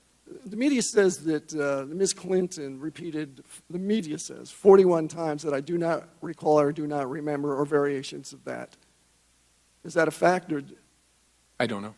I'm not counted. I've read the 302, obviously. wouldn't that be taken into consideration? I'm sorry? Wouldn't that selective memory be taken into consideration? Sure, the nature and quality of a subject's memory is always a factor. My time has expired. Thank you, sir. The chair recognizes the gentlewoman from Washington State, Ms. Thank you, Delbany, for 5 minutes. Thank you, Mr. Chair, and thank you, Director Comey, for spending all this time with us today.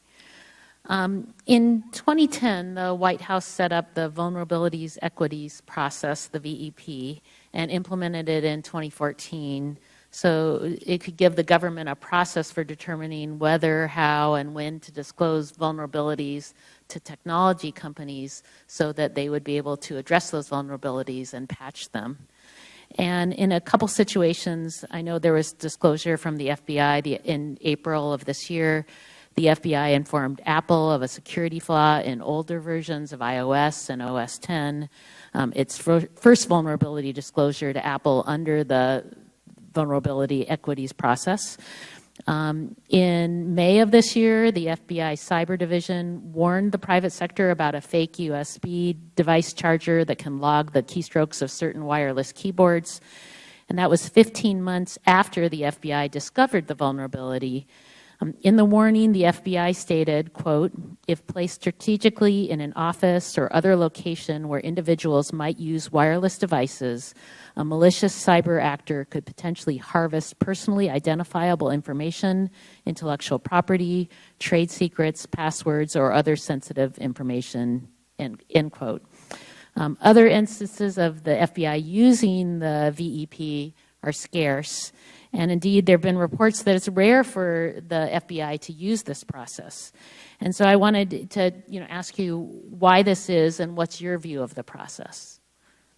Thank you for that question. The process seems to me to be a reasonable process to in a structured fashion, bring everybody who might have an optic on this in the government together to talk about how do we think about disclosing a particular vulnerability to the private sector as against the equities that may be at stake in terms of national security in particular.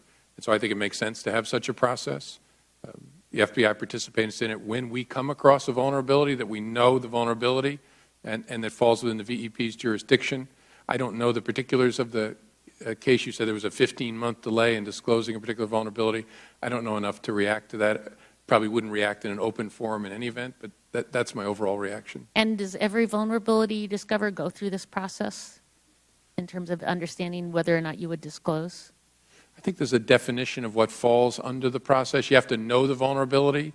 So we have to have knowledge of, so what is it that allows it, the vulnerability to be exploited? We didn't, for example, in the San Bernardino case.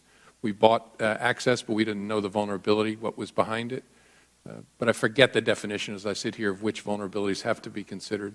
And so is there another process that you might use that's different from the VEP when you're looking at I don't know vulnerabilities and whether Before or not the VEP, I know our folks would routinely make disclosure to private entities, but I don't think there's I don't know of a process outside of VEP.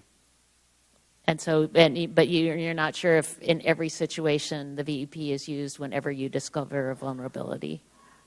Sounds like a circular answer, but if it's and obviously I didn't read the VEP before coming here today. We could get smart on it very quickly and have somebody talk to you about it.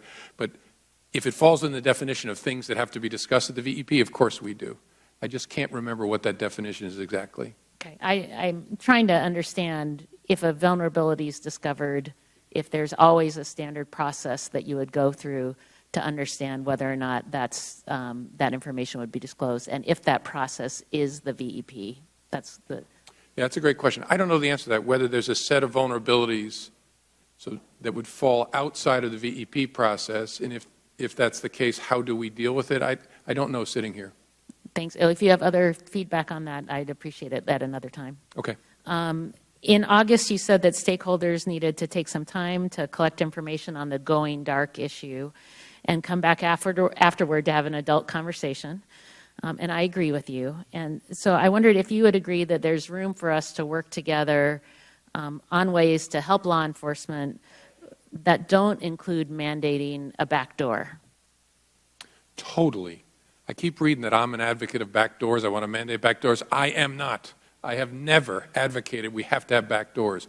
We have to figure out how we can solve this problem together, and it has to be everybody who cares about it coming together to talk about it. I don't know exactly what the answer is, frankly. I can see the problem, which I think is my job, is to tell people the tools you're counting on us to use to keep you safe, they're less and less effective. That's a big problem. But what to do and how to do it is a really complicated thing, and I think everybody has to participate. Thank you. Thank you so much for that, and I yield back, Mr. Chair. Chair thanks the gentlewoman. Recognize the gentleman from South Carolina, Mr. Gowdy, for 5 minutes. Well, thank you, Mr. Chairman. I want to start by acknowledging progress. I think it's important that we do so. This morning we've had 9 straight Democrats talk to the FBI about emails without asking for immunity. That's a record. And I suspect the reason that they have not asked for immunity from Director Comey is they would say they've done nothing wrong. I find that interesting because that's exactly what Heather Samuelson and Cheryl Mills' attorneys said. In fact, they said it just a few days ago, and I'll quote it. The FBI considered my clients to be witnesses and nothing more. And then Ms. Mills and Ms. Samuelson's attorney said this. I think this is the most interesting part. The Justice Department assured us my clients did nothing wrong. Well, Mr. Chairman, if you're assuring subjects or targets or witnesses, whatever you want to call them, that they've done nothing wrong, it does beg the question, what are you seeking and receiving immunity from? I mean, if you've done nothing wrong, laptops don't go to the Bureau of Prisons, Mr. Chairman. People do. So the immunity was not for the laptop. The immunity was for Cheryl Mills. And if the Department of Justice says you've done nothing wrong, it does beg the question of why you are seeking or receiving immunity. And it could be, Mr. Chairman, for a couple of different, it could be for the classified information that was the genesis of the investigation. It could be for the destruction of federal records which came from that initial investigation, or it could be both. Mr. Comey, I want to ask you this. Did the Bureau interview everyone who originated an email that ultimately went to Secretary Clinton that contained classified information? I don't think so. Nearly everyone, but not everyone. Well, you and I had a discussion the last time about intent. You and I see the statute differently. My opinion doesn't matter. Yours does. You're the head of the Bureau. But in my judgment, you read an element into the statute that does not appear on the face of the statute. And then we had a discussion about intent. So why would you not interview the originator of the email to, number one, determine whether or not that originator had a conversation with the Secretary herself?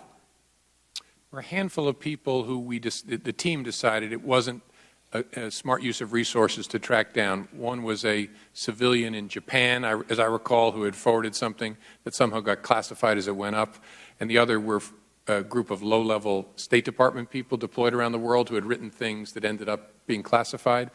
Nearly everyone was interviewed, but there was a small group that the team decided it isn't worth the resources. Well, to that extent, if you interview the overwhelming majority of the originators of the email, will you make those 302s available to Congress? Because I counted this morning 30-something 302s that we do not have. Okay. I'll go back and check. My goal is maximum transparency, consistent with our obligations under the law. I'll check on that. Well, and I appreciate it for this reason. Intent is awfully hard to prove. Very rarely do defendants announce ahead of time, I intend to commit this crime on this date. Go ahead and check the code section. I'm going to do it. That rarely happens. So you have to prove it by circumstantial evidence, such as whether or not the person intended to set up an email system outside the State Department, such as whether or not the person knew or should have known that his or her job involved handling classified information, whether or not the person was truthful about the use of multiple devices, whether or not the person knew that a frequent emailer to her had been hacked, and whether she took any remedial steps after being put on notice that your email or someone who's been emailing with you prolifically had been hacked. And whether or not, and I think you would agree with this, Director, false exculpatory statements are gold in a courtroom. I would rather have a false exculpatory statement than a confession. I would rather have someone lie about something and it be provable that that is a lie, such as that I neither sent nor received classified information, such as that I turned over all of my work-related emails. All of that, to me, goes to the issue of intent. So I got two more questions, then I'm going to be out of time. For those who may have to prosecute these cases in the future, what would she have had to do to warrant your recommendation of a prosecution? If all of that was not enough, because all of that's what she did, if all of that's not enough, I mean, surely you cannot be arguing that you have to have an intent to harm the United States to be subject to this prosecution. I mean, that's treason. That's not a violation of this statute. No, I think we'd have to be able to prove beyond a reasonable doubt a general awareness of the unlawfulness of your conduct. You knew you were doing something you shouldn't do. And then, obviously, that's on the face of the statute itself. Then you need to consider, so who else has been prosecuted and in what circumstances, because it's all about prosecutorial judgment. But those two things would be the key questions. Can you prove that the person knew they were doing something they shouldn't do, a general criminal intent, general mens rea, but the way to treated other people similarly? The way to prove that is whether or not someone took steps to conceal or destroy what they've done. That is the best evidence you have, that they knew it was wrong, that they lied about it. It's very good evidence. Always want to look at what the subject said about their conduct. Well, and there's a lot. There's a lot. If you saw her initial press conference, it all falls under the heading of false exculpatory statement. I'm out of time, Mr. Chairman, but the director did. You started off by giving us examples of things the Bureau has done. And every one of us who's worked with the FBI, that is the FBI that I know. The one that went and saved that girl in North Carolina, that is the FBI that I know. What concerns me, Director, is when you have 5 immunity agreements and no prosecution, when you are allowing witnesses who happen to be lawyers, who happen to be targets, to sit in on an interview. That is not the FBI that I used to work with. So I've been really careful to not criticize you. In fact, I said it again this morning. They wanted to know, was he gotten to? Did somebody corrupt him? No, I just disagree with you. But it's really important to me that the FBI be respected. And you got to help us understand. Because it looks to me like some things were done differently that I don't recall being done back when I used to work with them. And with that, I would yield back to the chairman. Can I respond to that? Yes, you may. I hope someday when the political craziness is over, you will look back again on this, because this is the FBI you know and love. This was done by pros in the right way. That's the part I have no patience for. Sorry, sir. The chair recognizes the gentleman from Rhode Island, Mr. Cicilline, for 5 minutes. Thank you, Mr. Chairman, and thank you, Director Comey, for your extraordinary service to our country. And please convey to the professionals at the FBI my gratitude for their exemplary service to the people of this country, and particularly I want to acknowledge the extraordinary, prompt, and effective response to the recent bombings in New Jersey and New York. It's just another example of this extraordinary agency and your extraordinary leadership. Director Comey, many of us have expressed a concern about the growing incidence of gun violence in this country, and we expressed condolences and concern following the recent mass shootings in Burlington, Washington, where 5 people lost their lives. We shared the same sentiments after incidents in Aurora and Newtown and Charleston. But as more Americans lose their lives to senseless gun violence, this Congress has been absolutely silent and inactive on this issue. So I'd like to really turn to you in your career in public service, and both as a U.S. Attorney and now as the FBI Director, with so much experience in dealing with the consequences of gun violence, and ask you to kind of share with us what you think might be some things Congress could do to help reduce gun violence in this country. I know, if I recall correctly, in 2013 during our confirmation hearings, you at least alluded to your support for universal background checks, bans on illegal trafficking of guns, assault weapons, and high-capacity magazines. So I'm wondering what you think would be effective for us to do to help reduce the incidence of gun violence in this country. No, thank you, Congressman. And you're exactly right. We just spend a lot of time thinking, investigating, and mourning the deaths in mass shootings. I think it's really important, though, the Bureau not be in the policy business and be in the enforcement business. And so I'm going to respectfully avoid your question, honestly, because I think we should not be in the place of, we should be a factual input to you. We should not be suggesting particular laws with respect to guns or anything else. So let me ask you, Director, about a very specific enforcement challenge. I introduced a piece of legislation called the Unlawful Gun Buyer Alert Act to get at this issue of a default proceeds. This is where people buy a gun, they purchase a gun, but they are not permitted to buy one under law, but the 3-day time period has elapsed. And between 2010 and 2014, 15,729 sales to prohibited persons occurred. That means people who were not lawfully permitted to buy a gun got a gun 15,000 times. So my legislation would require that when that happens, that local law enforcement is notified. They can then make a decision. Should we go prosecute this person who's now in possession of a gun illegally? Should we, execute a search warrant? But they would at least be put on notice. In your community, a person who should not have a gun bought one, so they can take some action. Would that make sense in terms of your enforcement responsibilities? It might. I know ATF is notified in those circumstances. Which, of course, is a very different set of priorities for ATF. Do they go and actually execute a warrant and charge somebody? But there are state and local prohibitions on that that could be acted upon. So would it also make sense to notify local law enforcement? It might. I'd want to think through and ask ATF how do they think through the deconfliction issues that might arise there, but it's a reasonable thing to look at. My next question, Director, is there has been a recent discussion about implementing stop and frisk in cities to address crime, even at the national level. And although the data shows that this disproportionately targets people of color, and just to give you some context, in 2011, when stop and frisk activity reached an all-time high in New York City, police stopped 685,000 people. 53% of those individuals were black, 34% were Latino, and 9% were white. More than half were ages 14 to 24 years old.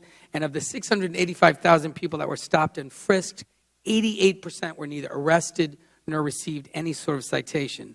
Do you believe this stop and frisk policy is an effective tactic to address crime in our nation's cities? What would a federal implementation look like that Mr. Trump has called for? And how can Congress minimize racial profiling and discriminatory, ineffective techniques like stop and frisk, and instead promote activities that build trust and confidence between the police and the community? I don't know what a federal program would look like because we're not in the policing business. We're investigative agencies at the federal level. But the Terry stop, the stop and frisk is not a term we use in the federal system. The Terry stop, which is a stop of an individual based on reasonable suspicion that they're engaged in criminal activity, is a very important law enforcement tool. To my mind, its effectiveness depends upon the conversation after the stop. When it's done well, someone is stopped, then they are told, I stopped you because we have a report of a guy with a gray sweatshirt who matches you. That's why I stopped you, sir. I'm sorry. or I stopped you because I saw you do this behavior.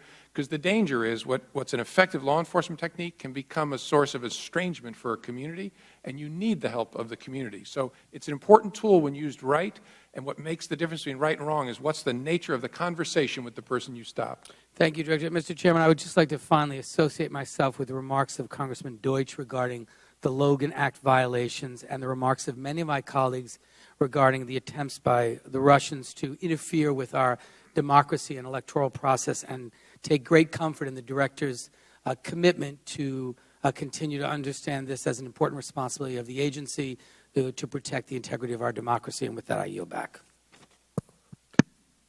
Chair, thanks, gentlemen. The Chair recognizes the gentleman from Utah, Mr. Chaffetz, and as I do so, I want to thank him for making, as chairman of the Oversight and Government Reform Committee, this very nice hearing room available to us while the Judiciary Committee hearing room is under renovation. So, gentlemen is recognized for 5 minutes with my thanks. Well, and I appreciate the extra 5 minutes of questioning for doing so, so thank you very much. Director, thank you for your accessibility. You have been very readily available, and we do appreciate that. This investigation started because the Inspector General found classified information in a non-secure setting, and the FBI went to a law firm and found this information. They seized at least one computer and at least one thumb drive. Did you need an immunity agreement to get those? It was not, I don't think there was immunity. In fact, I'm certain there was no immunity agreement used in connection with that. So, did it really take the FBI a full year to figure out that Cheryl Mills and Heather Samuelson also had computers with classified information on? No, it took us to that point in the investigation to insist that we try to get them. Were you getting them because they had classified information or because there was some other information you wanted? No, we thought those were the tools, as we understood it, that had been used to sort the emails. And the investigative team very much wanted to understand, if they could, whether there was an electronic hail of how that had been done. Because the big issue was, what did they delete, what did they keep? But why did you need an immunity agreement? Why didn't they just cooperate and hand them over? The law firm did, didn't they? Well, yes. That's a question really I can't answer. That's between a lawyer and her client and the Justice Department lawyers. For whatever reason, her lawyer thought it was in her interest to get an active production immunity agreement with the Department of Justice. The FBI interviewed David Kendall's partner, but did not interview David Kendall. Why didn't you interview David Kendall? I don't remember. I don't remember that decision. Going back to this Reddit post, this is put up on July 24th of 2014. You believe this to be associated with Mr. Gambetta, correct? Yes, I think that's right. This is the one that Mr. Jordan put up about the need to strip out a VIP's very VIP email address and a bunch of archived email. This is he's referring to a federal record, isn't he? I don't know exactly which records he's referring to.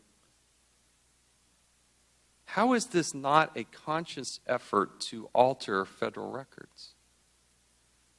I mean, the proximity to the date is just stunning. I'm sorry, what's the question? How is this not a conscious effort to alter a federal record? Well, it depended on what the record was and exactly what he was trying to do, and whether there would be disclosure to the people they were producing it to, saying we changed this for privacy purposes. I just don't know sitting here. These are documents that were under subpoena. These federal records were under subpoena. They were under a preservation order. Did Mr. Gambetta destroy documents? I don't know whether that was true in July of 2014. They were under subpoena. Did he ultimately destroy federal records, Mr. Gambetta? Oh, I have no reason to believe he destroyed federal records. He used bleach bit, did he not? Yeah, the question is what was already produced before he used the bleach bit. He definitely, the reason he wanted immunity was he had done the bleach bit business after there was publicity about the demand from Congress for the records. That's a potential. And not just publicity, there was a subpoena. Right, that's potential. And there was communication from Cheryl Mills that there was a preservation order, correct? Yes. And he did indeed use bleach bit on these records. Sure. That's why the guy wouldn't talk to us without immunity. And so when you got immunity, what did you learn? We learned that no one had directed him to do that, that he had done it. You really think that he just did this by himself? I think his account, again, I never affirmatively believe anybody except my wife, but But the question is, do I have evidence to disbelieve him? And I don't. His account is credible that he was told to do it in 2014, screwed up and didn't do it, panicked when he realized he hadn't, and then raced back in and did it after Congress asked for the records and the New York Times wrote about them. That was his shit moment. And that was credible.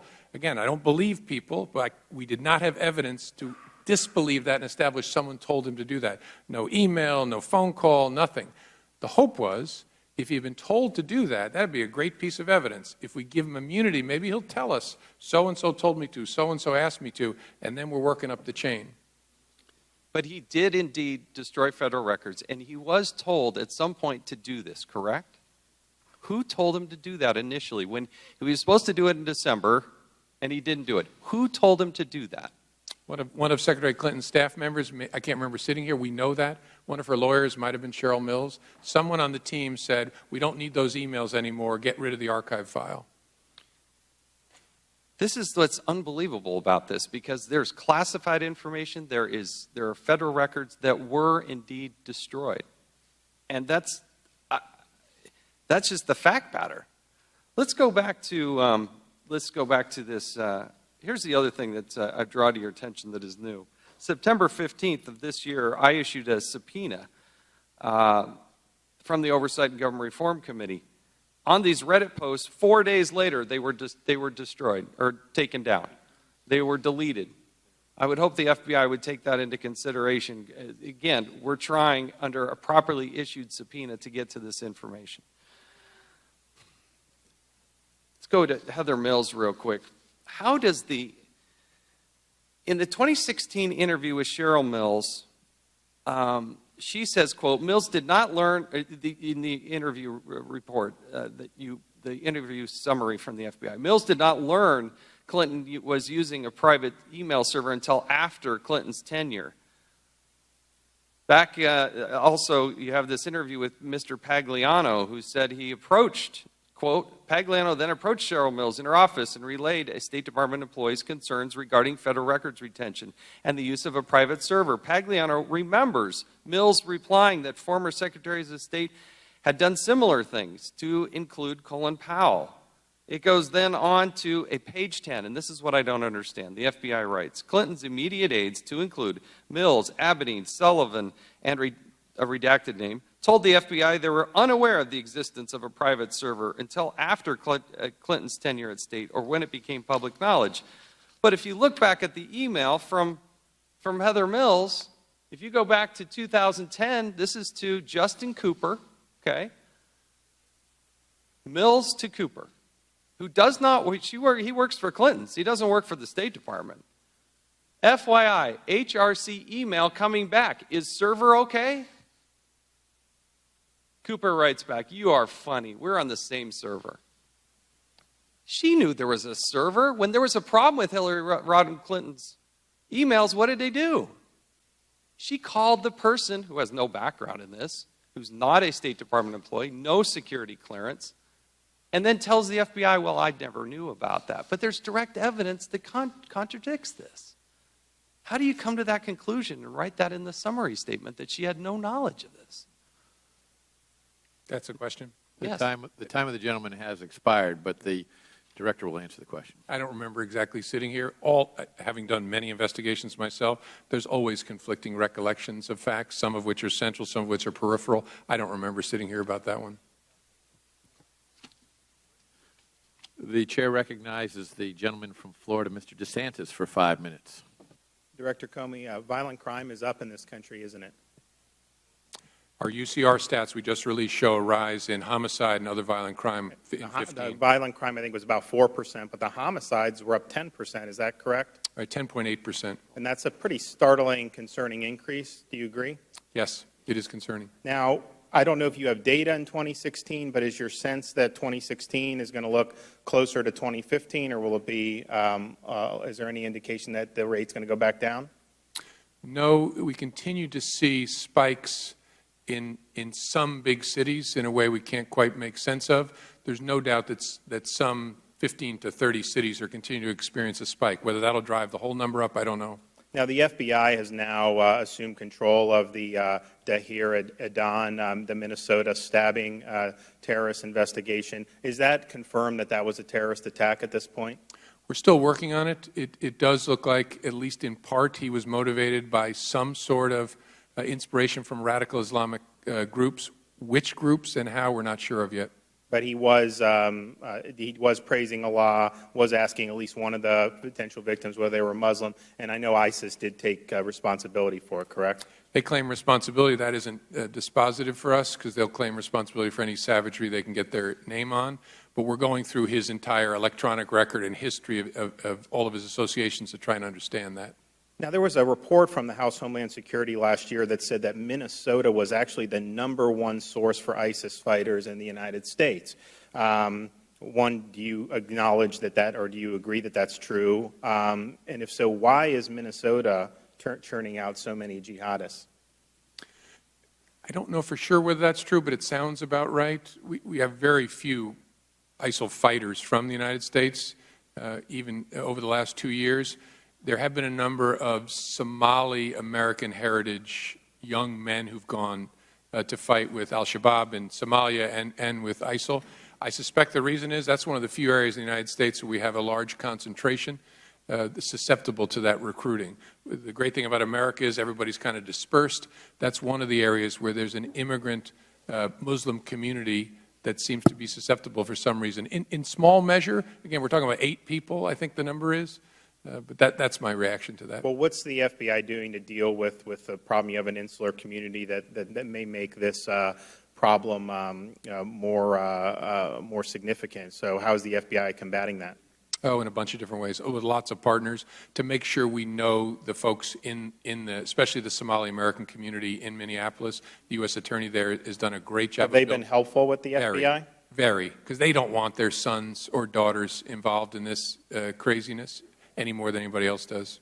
Now, with Paul Combetta, I'm just trying to figure out what happened here. He never said that he remembered anything from that March 25th phone conversation with the Clinton people. Of course, that was days before he bleach-bitted the emails. He never said he had any factual knowledge of anything that happened on that call. Is that his basic statement?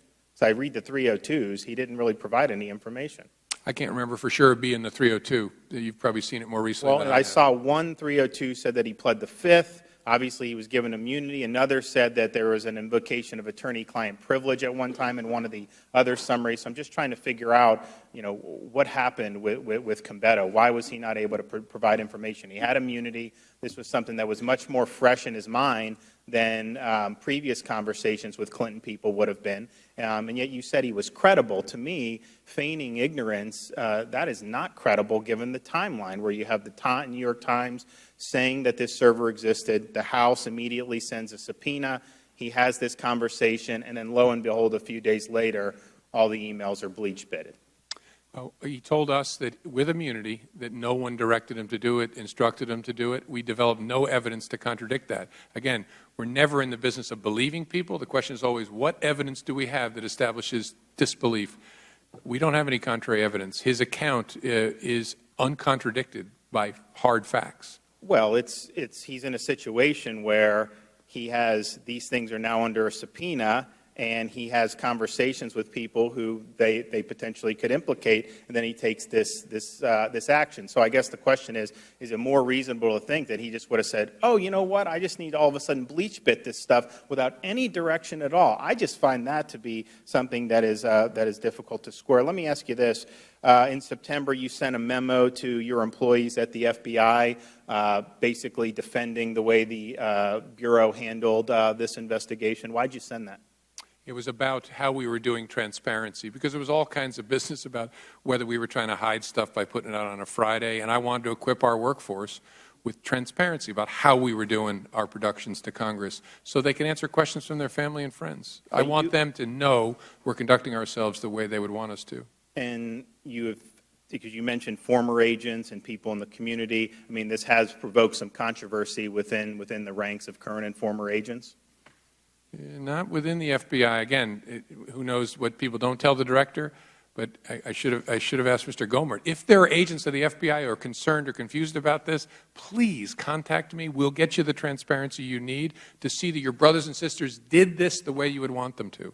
All right, I'm out of time, but I will say just when I was in the military, you had said no one would be prosecuted. I mean, maybe that was just for civilian, but I can tell you that people, if you had compromised top secret information, there would have been a court-martial in your future, and I yield back.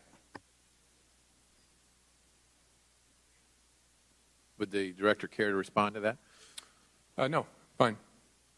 It's a direct comparison to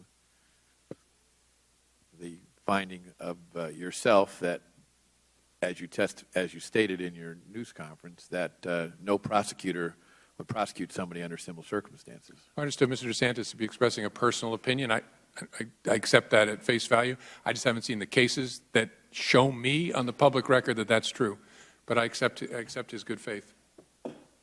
The Chair recognizes the gentleman from Texas, Mr. Ratcliffe, for 5 minutes. Thank you, Mr. Chairman. Director, did you make the decision not to recommend criminal charges relating to classified information before or after Hillary Clinton was interviewed by the FBI on July the 2nd? After.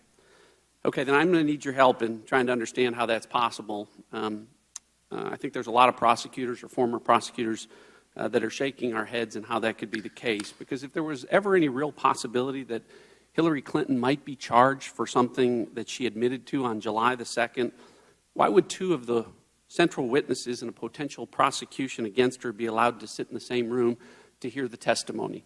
Now, I've heard your earlier answers today. You said that, well, it was because the interview was voluntary and they were her lawyers.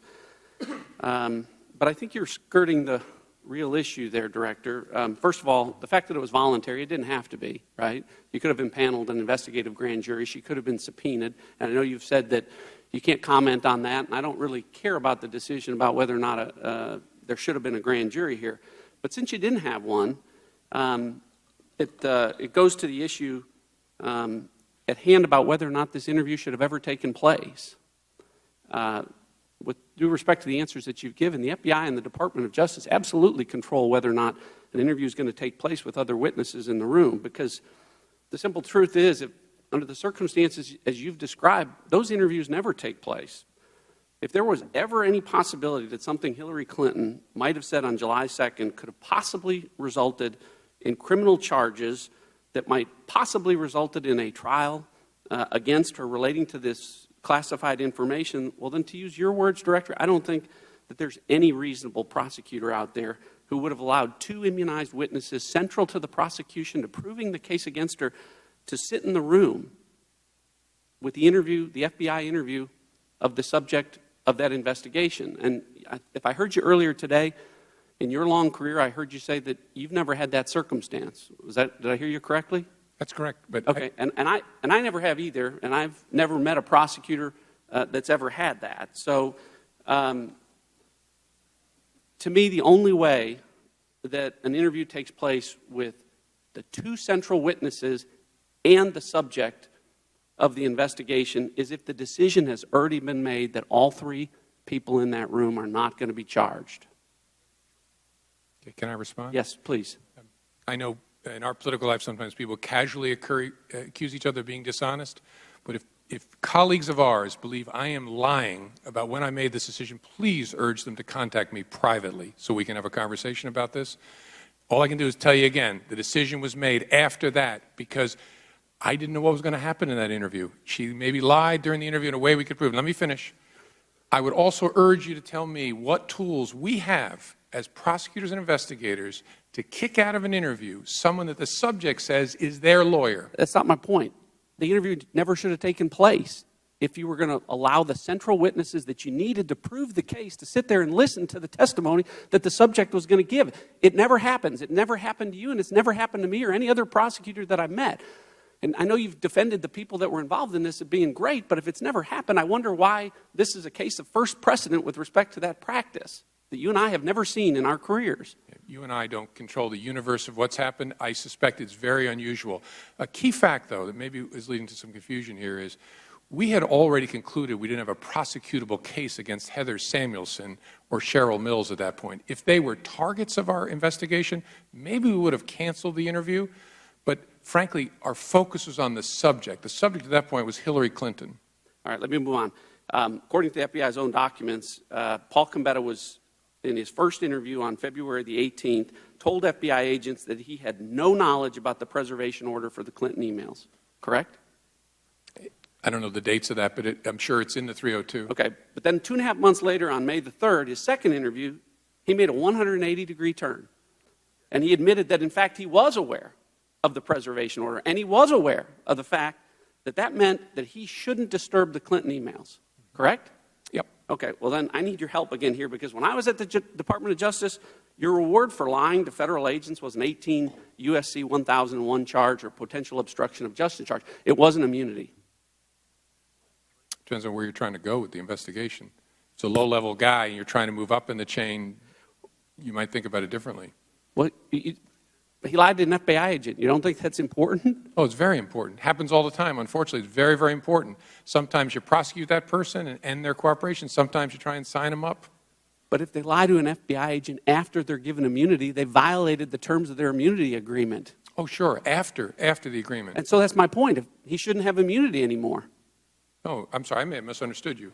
He lied to us before he came clean under the immunity agreement and admitted that he had deleted the emails. No, not according to the FBI's documents. He had the immunity agreement in December of 2015. These interviews took place in February and March and May of this year, 2016. Gambetta?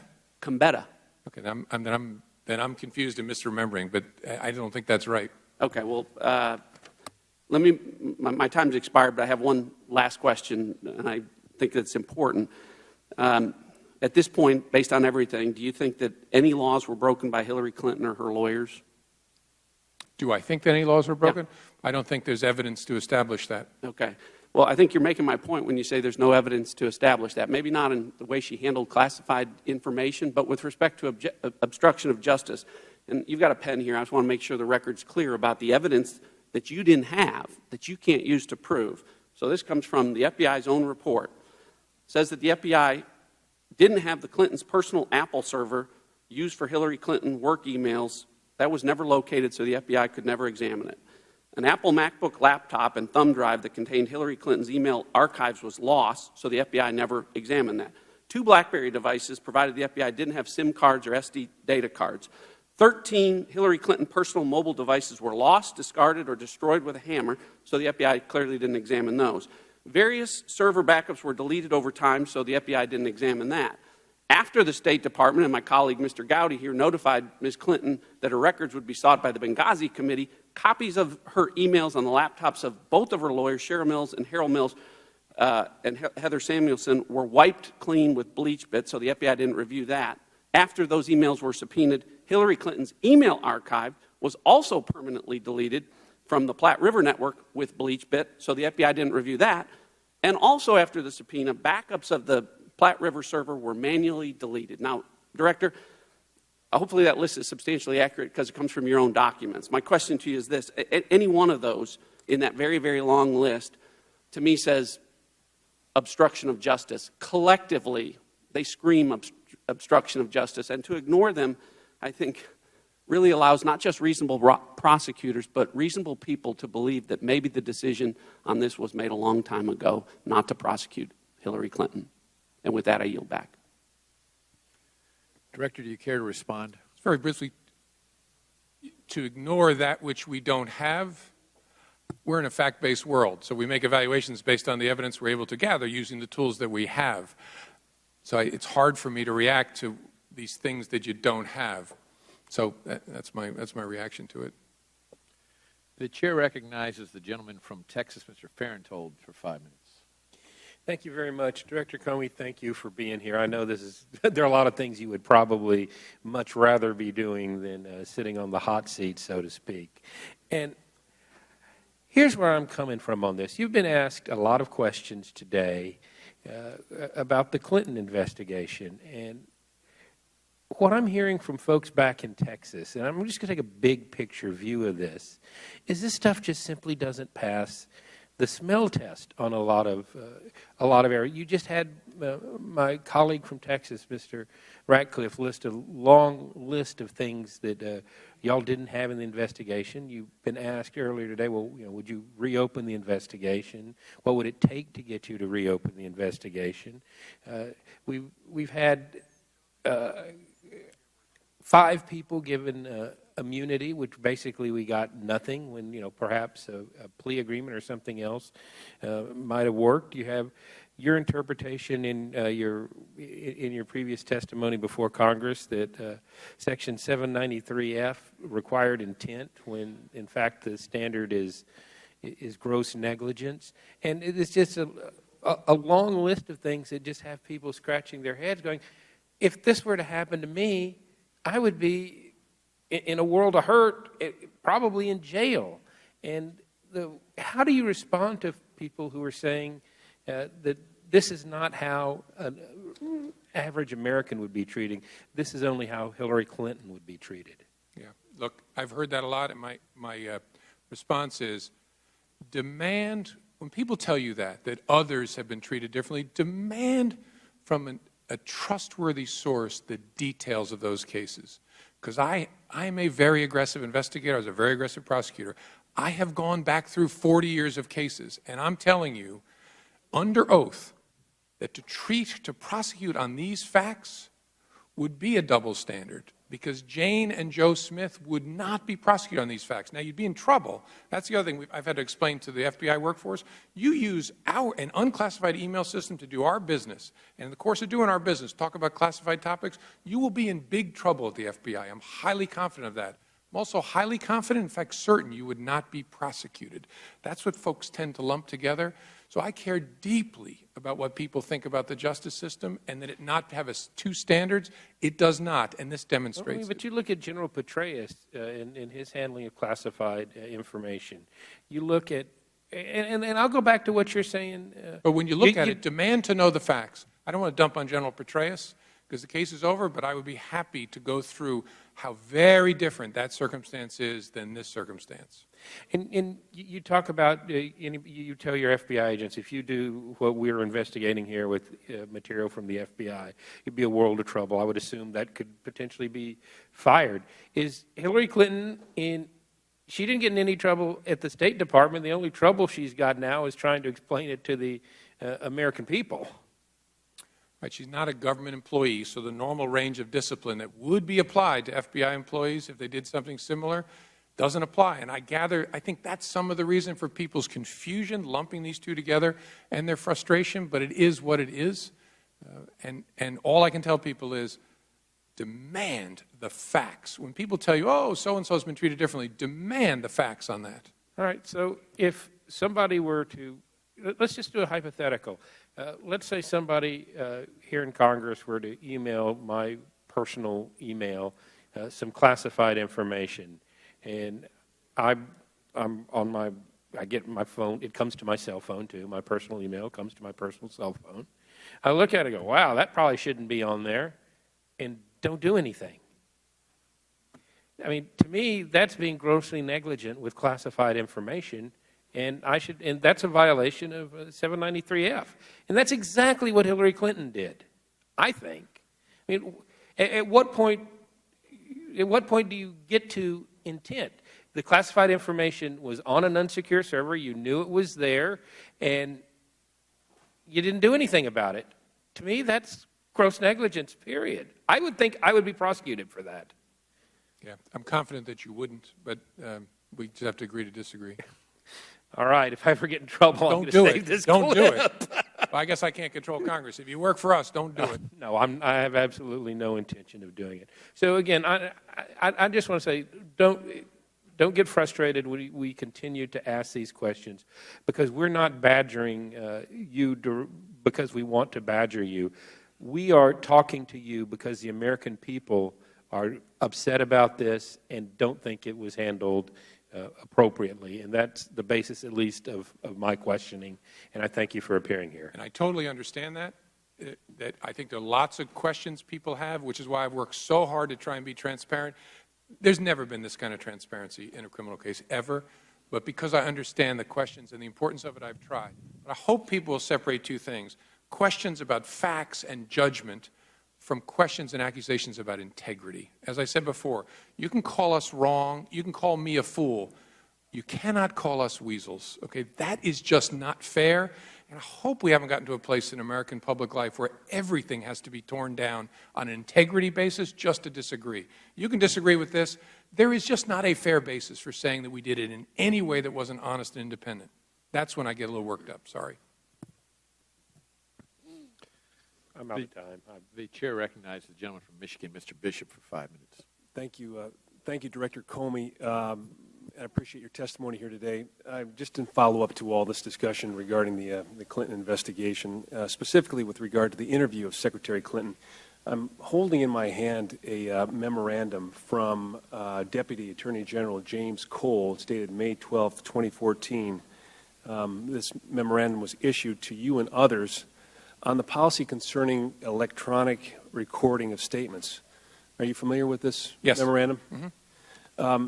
The policy establishes a presumption that the FBI will electronically record statements made by individuals in their custody. Now, I know that Secretary Clinton was not technically in custody, but the policy also encourages agents and prosecutors to consider electronic recording in investigative or other circumstances where that presumption does not exist. The policy also encourages agents and prosecutors to consult with each other in such circumstances. And given the magnitude of what we've been talking about today and the huge public interest and demand for information with regard to the public trust, I think this is specifically important to this discussion. Now, you're aware of this policy, correct? Right, that applies to people that are in handcuffs. But not. It also applies to the policy also encourages agents and prosecutors to consider electronic recording in investigative matter and other matters where that presumption does not exist. Does Sure. it not? The FBI doesn't do it, but sure, I understand that they encouraged us to talk about it. So did the agents then did not consider to conduct the interview in a recorded situation then? We do not record non-custodial interviews. Okay. Now, maybe someday folks will urge us to change that policy, but we don't, and we sure wouldn't want to change it in one particular case. Well, that's the policy. I'm just reading the policy that's issued by the Deputy Attorney General, James Cole, that is to you and to others in the Department of Justice that establishes the policy. So if you don't do it, I assume that you're doing it against the policy of the Department of Justice. No, that policy only governs custodial interrogation, so people who've been locked up. We do not, and it is not inconsistent with Department of Justice policy, record non-custodial, so that is voluntary interviews where someone's not in our custody. Well, I'm reading this differently then, because it does say that there's an exception that it is within your discretion to record such. Well, sure, you could, and I don't know, maybe some other federal investigative agencies do. The FBI's practice is we do not record non-custodial interviews. Okay, thank you, Director. I want to pivot, if I can, and build off Representative DeSantis' questions with regard to the refugees attempting to enter the United States, and specifically with regard to Syrian refugees. Wondering if you can tell me, we've talked about this process and the fact that we do not have a process in place that we can rely upon. You've indicated before when you testified, and I asked the question, that we just simply don't have enough information to ensure that we have the information that we need to ensure that these people are not a threat to our country. Can you expand upon that now after a year? Can you tell me whether or not we've got more information, more capabilities to vet these refugees? And I say this because in my district in Michigan, in this fiscal year, Michigan has taken the fourth most refugees of all states, 4,178, and we've taken the third most for Iraq, the second most from Syria. Michigan has absorbed an enormous number of refugees, and I think you can understand our concern with regard to the fact that we don't have information necessary to identify whether or not they're a threat. Can you assuage my concern and the concerns of my constituents that we have a system in place that we can vet these individuals and they don't pose a threat to our country? I can assuage in part and restate my concern in part. Our process inside the United States government has gotten much better at making sure we touch all possible sources of information about a refugee. The interview process has gotten more robust, so we've gotten our act together in that respect. The challenge remains, especially with respect to folks coming from Syria. We're unlikely to have anything in our holdings. That is, with people coming from Iraq, the United States government was there for a very long period of time. We had biometrics, we had source information. We're unlikely to have that kind of picture about someone coming from Syria, and that's the piece I just wanted folks to be aware of. Has anything changed in your vetting process? Have you updated it? Do you have any concerns with regard? We've seen an increased terrorist activity in the last 6 months, including New York, New Jersey, and Minneapolis. Has anything changed in the vetting process? Can you be confident that foreign fighters or other refugees entering the country are not planning future attacks on our country? Well, as I said, over the last year, since I was last before you, the vetting process has gotten more effective in the ways I described. I'm in a business where I can't ever say that there's no risk associated with someone, so we wake up every day in the FBI worrying about who might have gotten through in any form or fashion to the United States or who might be getting inspired while they're here. So I can't ever give a blanket assurance. Director, I respect your opinion. And this is not a policy question. I'm asking you based on your personal opinion as a law enforcement officer that we rely upon to keep this country safe. Is there anything that you would do to ensure, as you said, that our country is safe with regard to this refugee process? Anything that I would do? Anything that you do. Any recommendations you have for Congress, for this country, that would ensure our safety? Yeah, I shy away from assurances of safety given the nature of the threats we face. I do think that there may be opportunities to do more in the social media space with refugees in particular, and I talked to Jay Johnson yesterday about it. I know there's a work in progress. So much of people's lives, even if we don't have it in our holdings, may be in digital dust that they've left in different places. Are we harvesting that dust on people who want to come into this country in the best way? And I think there may be ground for improvement there. Thank you, Director. And I will yield back. But, Mr. Chairman, I'd ask unanimous consent to enter the memorandum that I referenced earlier from dated May 12, 2014, into the record. Without objection, it will be made a part of the record. The Chair recognizes the gentleman from Georgia, Mr. Collins, for 5 minutes. Thank you, Mr. Chairman. Director Comey, I appreciate you being here. You are, I believe, forthright, much more so than you said is in any criminal case we've had. But I'm also still in the military. I'm still in the Air Force Reserve. I went to my drill back in July. I was hit by an amazing amount of questions from different service members on this issue of how does the former Secretary of State get to do this, and yet we have members of the military who are prosecuted all the time. Your statements earlier were fairly startling when you said, I don't know if anybody else has been classified as this. Just since 2009, the Department of Justice has prosecuted at least 7 people under the Espionage Act, all for very similar cases. Now, you said go look at the facts. Well, we're looking at the facts in these cases. The interesting one, and you know, you said that in looking back at your investigation, mishandling or removal of classified information, we cannot find a case that would support bringing criminal charges on these facts. All right. Well, it didn't take nothing but a simple legal search to find a Marine that fallen. Now, I guess their name is not Jane or Joe, so they did get prosecuted. Okay? And this is the issue under 18 U.S.C. 793F, gross negligence. This is what the Marine did. They took classified information that was put into a gym bag, cleaned out, washed, and took. All right? Simple mishandling. Court of Appeals actually upheld this case, and this is what they said. That the purpose of federal espionage statute is to protect classified documents from unauthorized procedures, such as removal from proper place of custody, which would mean how you deal with this. Regardless of means of removal, it was apparent gross negligence and was approximate cause of the document's removal. It is, and they quoted United States v. McGinnis, said, it is clear the Congress's intent to create a hierarchy of offenses against national security ranging from classic spying to merely losing classified materials through gross negligence or the mishandling of. It was sort of also ironic for me that when I had to go back in July in this past month when I went back, I had to do my annual information assurance training that went through everything that we have to do with handling classified information. I have been in a war zone. I've been in this is just common knowledge among most everybody in the world, obviously not to the Secretary. How can you then explain to me this Marine's mistake in taking classified documents or mishandling them is more severe than the Secretary of State who sent and received classified emails on a regular basis, including those that were originally classified, not those that were classified later, but were originally classified. Yeah, first of all, I'm familiar with the case, and I'm quite certain it's not a 793F case. It was prosecuted His as conviction was under 793F. Yeah, I don't think, I mean, I'll go back and check again. I'd urge you to, too. I'm pretty sure it's not under the gross negligence prong of 793F. But it's a Uniform Court of Military Justice prosecution, not by the Department of Justice. Am I remembering correctly? This was from and is appealed out in the U.S. Court of Appeals for the Armed Forces did actually hold it on this. Yes. But regardless, I think even, I don't think this is under the same provision, but even there, that's a case involving someone who actually stole classified information, hard copies.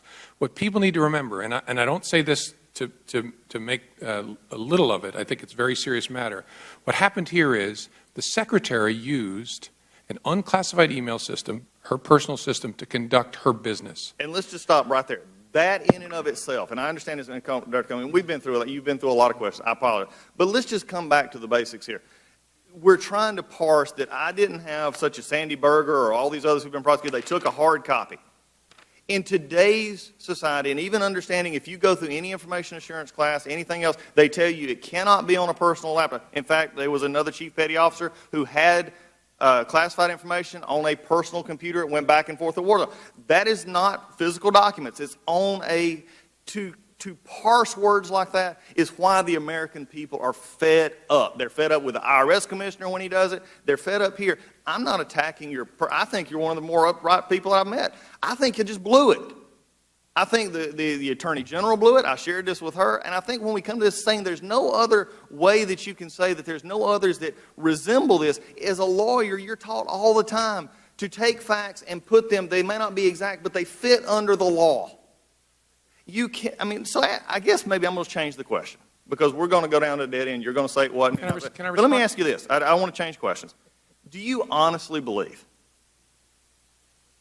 that a lady, a woman of vast intelligence, who is the First Lady of the United States, who is a senator who had access to classified information, all the members here do, who was Secretary of State who had even further classification ability, even beyond what we have here. Do you believe that in this case, honestly, she was not grossly negligent or criminal in her acts? First of all, I don't believe anyone other than my wife.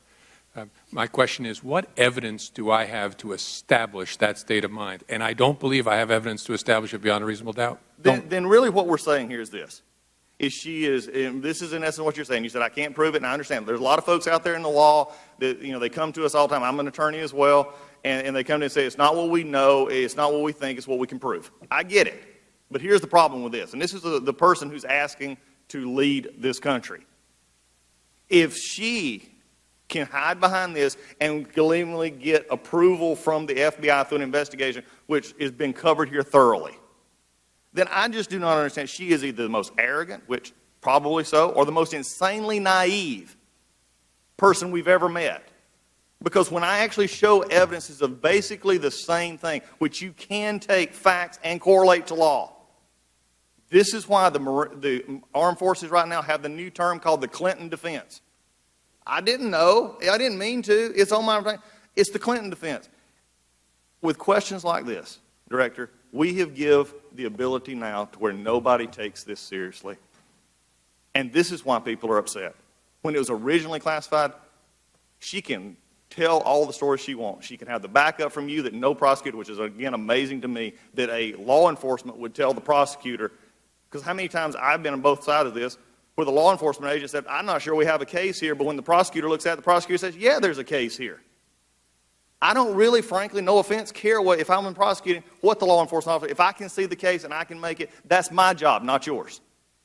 And yet now we have a whole system that has been turned upside down, not because I don't believe your honesty of your people, but I believe you blew it because you, frankly, didn't have the whole situation into effect where the FBI would look political. And unfortunately, that's all you've become in this. And it's a sad thing because y'all do great work. You have do great work, and you will do great work. But I think it's time to start, we just bring down the curtain. There's a wizard behind the thing, and it's Hillary Clinton, who is playing all of us because she's not that naive. She's not stupid. She knew what she was doing because she was simply too bored.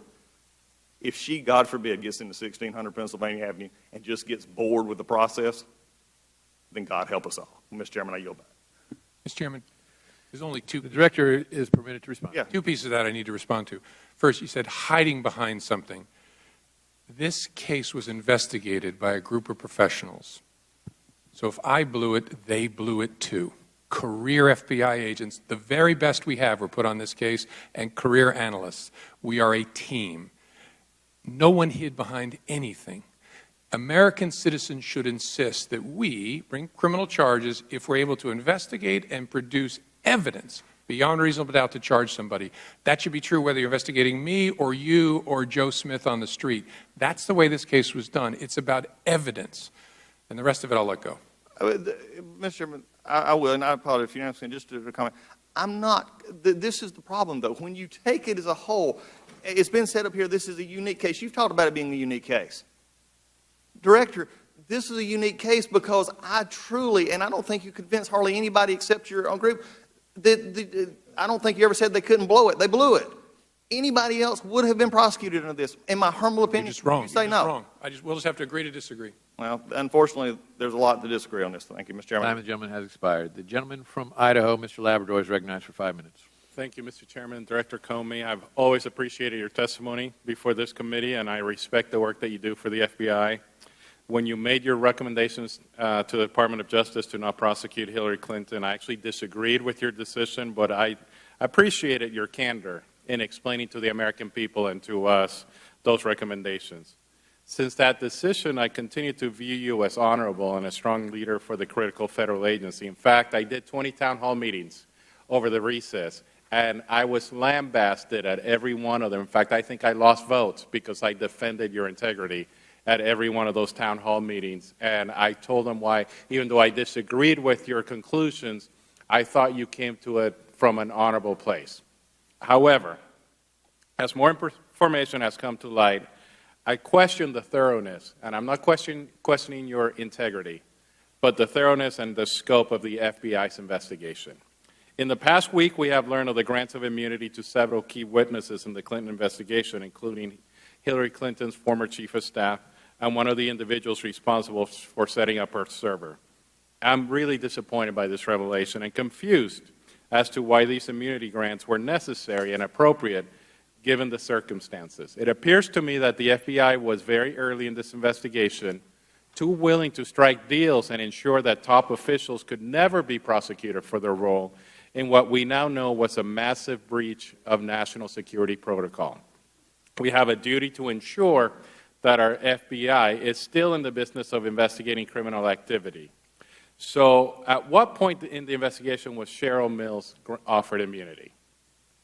Cheryl Mills was never offered immunity, not to quibble, but she was given letter immunity to govern. At what point? June of 2016, so June of this year, so about 11 months into the investigation. So to be clear, was she offered immunity for interview and potential testimony or for turning over the laptop as evidence? Turning over the laptop as evidence, it governed what could be done in terms of using it against her, that laptop. To your knowledge, was Cheryl Mills an uncooperative witness prior to the immunity deal? I think our assessment was she was cooperative. I forget the month she was interviewed, but she was interviewed fully before that. And she always cooperated? I think our assessment was, again, this is the odd way I look at the world, we had no reason to believe she was being uncooperative. So could this investigation have been completed without these grants of immunity in place? In my view, it couldn't be concluded professionally without doing our best to figure out what was on those laptops. So getting the laptops was very important to me and to the investigative team. So in your vast experience as an investigator, as a DOJ attorney, now as an FBI director, how many times have you allowed a person who is a material witness to a crime you're investigating to act as the lawyer in that same investigation? Well, to let is what I'm stumbling on. The FBI has no power to stop someone in a voluntary interview. You're speaking, let's just be honest.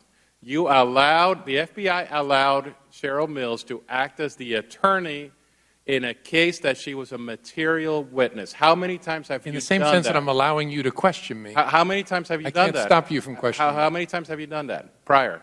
I have not had an experience where the subject of the interview was represented by a lawyer who was also a witness in the investigation. Okay, so you have never had that experience? Not in my experience. You prosecuted terrorists and mobsters, right? Correct. And during your time in justice, how many times did you allow a lawyer who was a material witness to the case that you were prosecuting to also act as the subject of as the attorney to the subject of that investigation? Yeah, as I said, I don't think I've encountered this situation where a witness, a lawyer for the subject of the investigation was also a witness of the investigation. So this was highly unusual to have? In my experience, yes. Okay.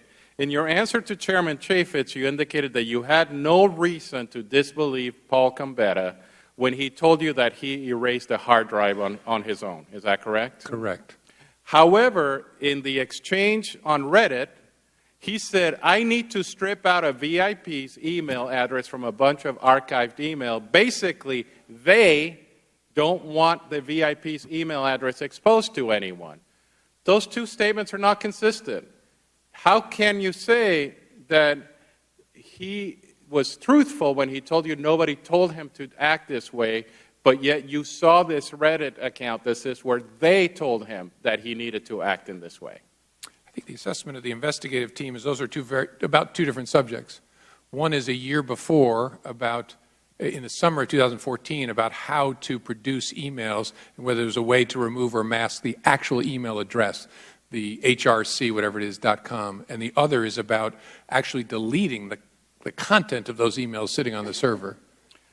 It seems like in your investigation you found time after time evidence of destruction, evidence of breaking iPhones and other phones, all these different things, but yet you find that there's no evidence of intent. And I'm a little bit confused as to your interpretation of 18 U.S.C. 793F. On the one hand, you've said that Secretary Clinton couldn't be charged because her conduct was extremely careless, but not grossly negligent, correct? That's not exactly what I said. That's what you said today. But you've also said there was no evidence of her intent to harm the United States. So, but you'll agree that a person can act with gross negligence or even act knowingly without possessing some additional specific intent. So which is it? Is it a lack of gross negligence that she had or a lack of intent? In terms of my overall judgment about whether the case was worthy of prosecution, it's the lack of evidence to meet what I understand to be the elements of the crime, one, and two, a consideration of what would be fair with respect to how other people have been treated. Those two things together tell me, and nothing has happened that's changed my view on this, that no reasonable prosecutor would bring such a case. The specific intent question, yes, I agree that specific intent to harm the United States is a different thing than a gross negligence or willfulness. So just one last question. You talked about Mary and Joe. And Mary and Joe would be disciplined at the FBI if they did what Hillary Clinton did. If Mary and Joe came to you and asked for a promotion immediately after being disciplined, would you give them that promotion? Tough to answer that hypothetical. It would depend upon the nature of the conduct and what discipline had been imposed. And what if they ever asked for a promotion that would give them management and control of cybersecurity of your agency and the secrets of your agency after they had done these things? Would you give them that promotion? That's a question I don't want to answer. All right. The time of the gentleman has expired. The chair recognizes the gentlewoman from California, Ms. Walters, for 5 minutes. Oh, sorry. Hi, Director Comey. Despite the absence of an intent mens rea standard in 18 U.S.C. Section 793F, you have said that there has never been a prosecution without evidence of intent. Thus, the standard has been read into the statute despite the specific language enacted. What exactly are the legal precedents that justify reading intent into the statute? Well, my understanding of 793F is governed by a couple things, three things, really. One, the legislative history from 1917, which I've read, and the one case that was prosecuted in the case. And those two things combined tell me that when Congress enacted 793F. They were very worried about the gross negligence language and actually put in legislative history, we understand it to be something very close to willfulness. Then the next 100 years of treatment of that actually tell me that the Department of Justice for a century has had that same reservation because they've only used it once. And that was in a case involving an FBI agent who was in an espionage context. So those things together inform my judgment of it. Considering the importance of protecting classified information for national security purposes, a lot of people disagree that an intent standard should be read into that statute. What specific language would you recommend we enact to ensure gross negligence is the actual standard for the statute, not intent? I don't think that's something the Bureau ought to give advice on. It's a good question as to what the standard should be. I could imagine federal employees being very concerned about how you draw the line for criminal liability, but I don't think that's something we ought to advise on, the legislation. Should we enact a mens rea standard for extreme carelessness for the statute? Same answer, I think, is appropriate. Should we enact a civil fine? A civil fine for mishandling classified information? I don't know, actually, because it's already subject to discipline, which is suspension or loss of clearance or loss of job, which is a big monetary impact to the people disciplined. So I don't know is whether it's necessary. Okay, I want to change subjects for my next question. As you know, the number of criminal background checks for non-criminal purposes, such as for employment decisions, continues to increase annually. I don't expect that you have this information on hand. However, would you be willing to provide the committee and my staff with the number of criminal history record checks for fingerprint-based background checks that the FBI has conducted over each of the past 5 years? And what are your thoughts regarding whether the FBI has the capacity to process the increasing number of background check requests? I'm sure we can get you that number because I'm sure we track it, so I'll make sure my staff follows up with you. I do believe we have the resources. Where we've been strained is on the background checks for firearms purchases. The other background check processes we run, my overall sense is we have enough troops to do that. We charge a fee for those, and I think we're able to generate the resources we need. Okay. Thank you. I yield back my time. Okay. Could the gentlelady yield to me? Sure. I'd be happy to yield to you. Thank you. Thank you. Director, some time ago you appeared before this committee and you told us that you had exhausted all of the capability to unlock the San Bernardino iPhone, the 5C. Did that turn out to be true? Still true. That you had exhausted all of your capability? At the FBI had, yes. So shouldn't we be concerned from a cyber standpoint that you couldn't unlock a phone that, in fact, an Israeli company came forward and unlocked for you, and basically a Cambridge professor or student for $90 is shown also to be able to unlock and mirror or duplicate the memory? And this is purely a question of you apparently do not have the resources to do that which others can do. Isn't that correct? I'm sure that's true in a whole bunch of respects, but first I got to correct you. I'm not confirming. You said an Israeli company. I'm not. Well, okay. A contractor for you reported to be for $1 million unlocked the phone. So I would ask you to confirm the phone got unlocked, right? Yes, it did. Okay. So the technology could be created outside of ordering a company to essentially re-engineer their software for you, correct? Yeah, in this particular case, yes. Okay, and so you lack that capability. How can this committee know that you're in the process of developing that sort of technology, the equivalent of the Cambridge $90 technology? How can the committee know? Yeah. I mean, in other words, where are the assurances that you're going to get robust enough? We have an encryption working group that was formed between multiple committees to no small extent because of your action of going to a magistrate and getting an order because you lack that capability, and we're trying a new technique of ordering a company to go invent for you. The question is, how do we know that won't happen again, that you will go to the court, ask for something when, in fact, the technology exists or could exist to do it in some other way, a technology that you should have at your disposal, or at least some federal agency should, like the NSA? Well, first of all, it could well happen again, which is why I think it's great that people are talking about what we might do about this problem. It's an interesting question as to whether we ought to invest in us having the ability to hack into people's devices Whether that's the best solution doesn't strike me as the best solution, but we are, and I've asked for more money in the 17 budget, trying to invest in building those capabilities so when we really need to be able to get into the device, we can. It's not scalable, and I'm not sure it would be thrilling to companies like Apple to know we're investing money to try and figure out how to hack into their stuff. Well, isn't it, and I'll be brief, isn't it true that we have clandestine organizations who have the mandate to do just that, to look around the world and to be able to find information that people don't know you can find, keep it secret, get it out there? And my question to you is, shouldn't we, instead of giving you the money, simply continue to leverage other agencies who already have that mandate and then ask you to ask them to be your conduit for that when you have an appropriate need?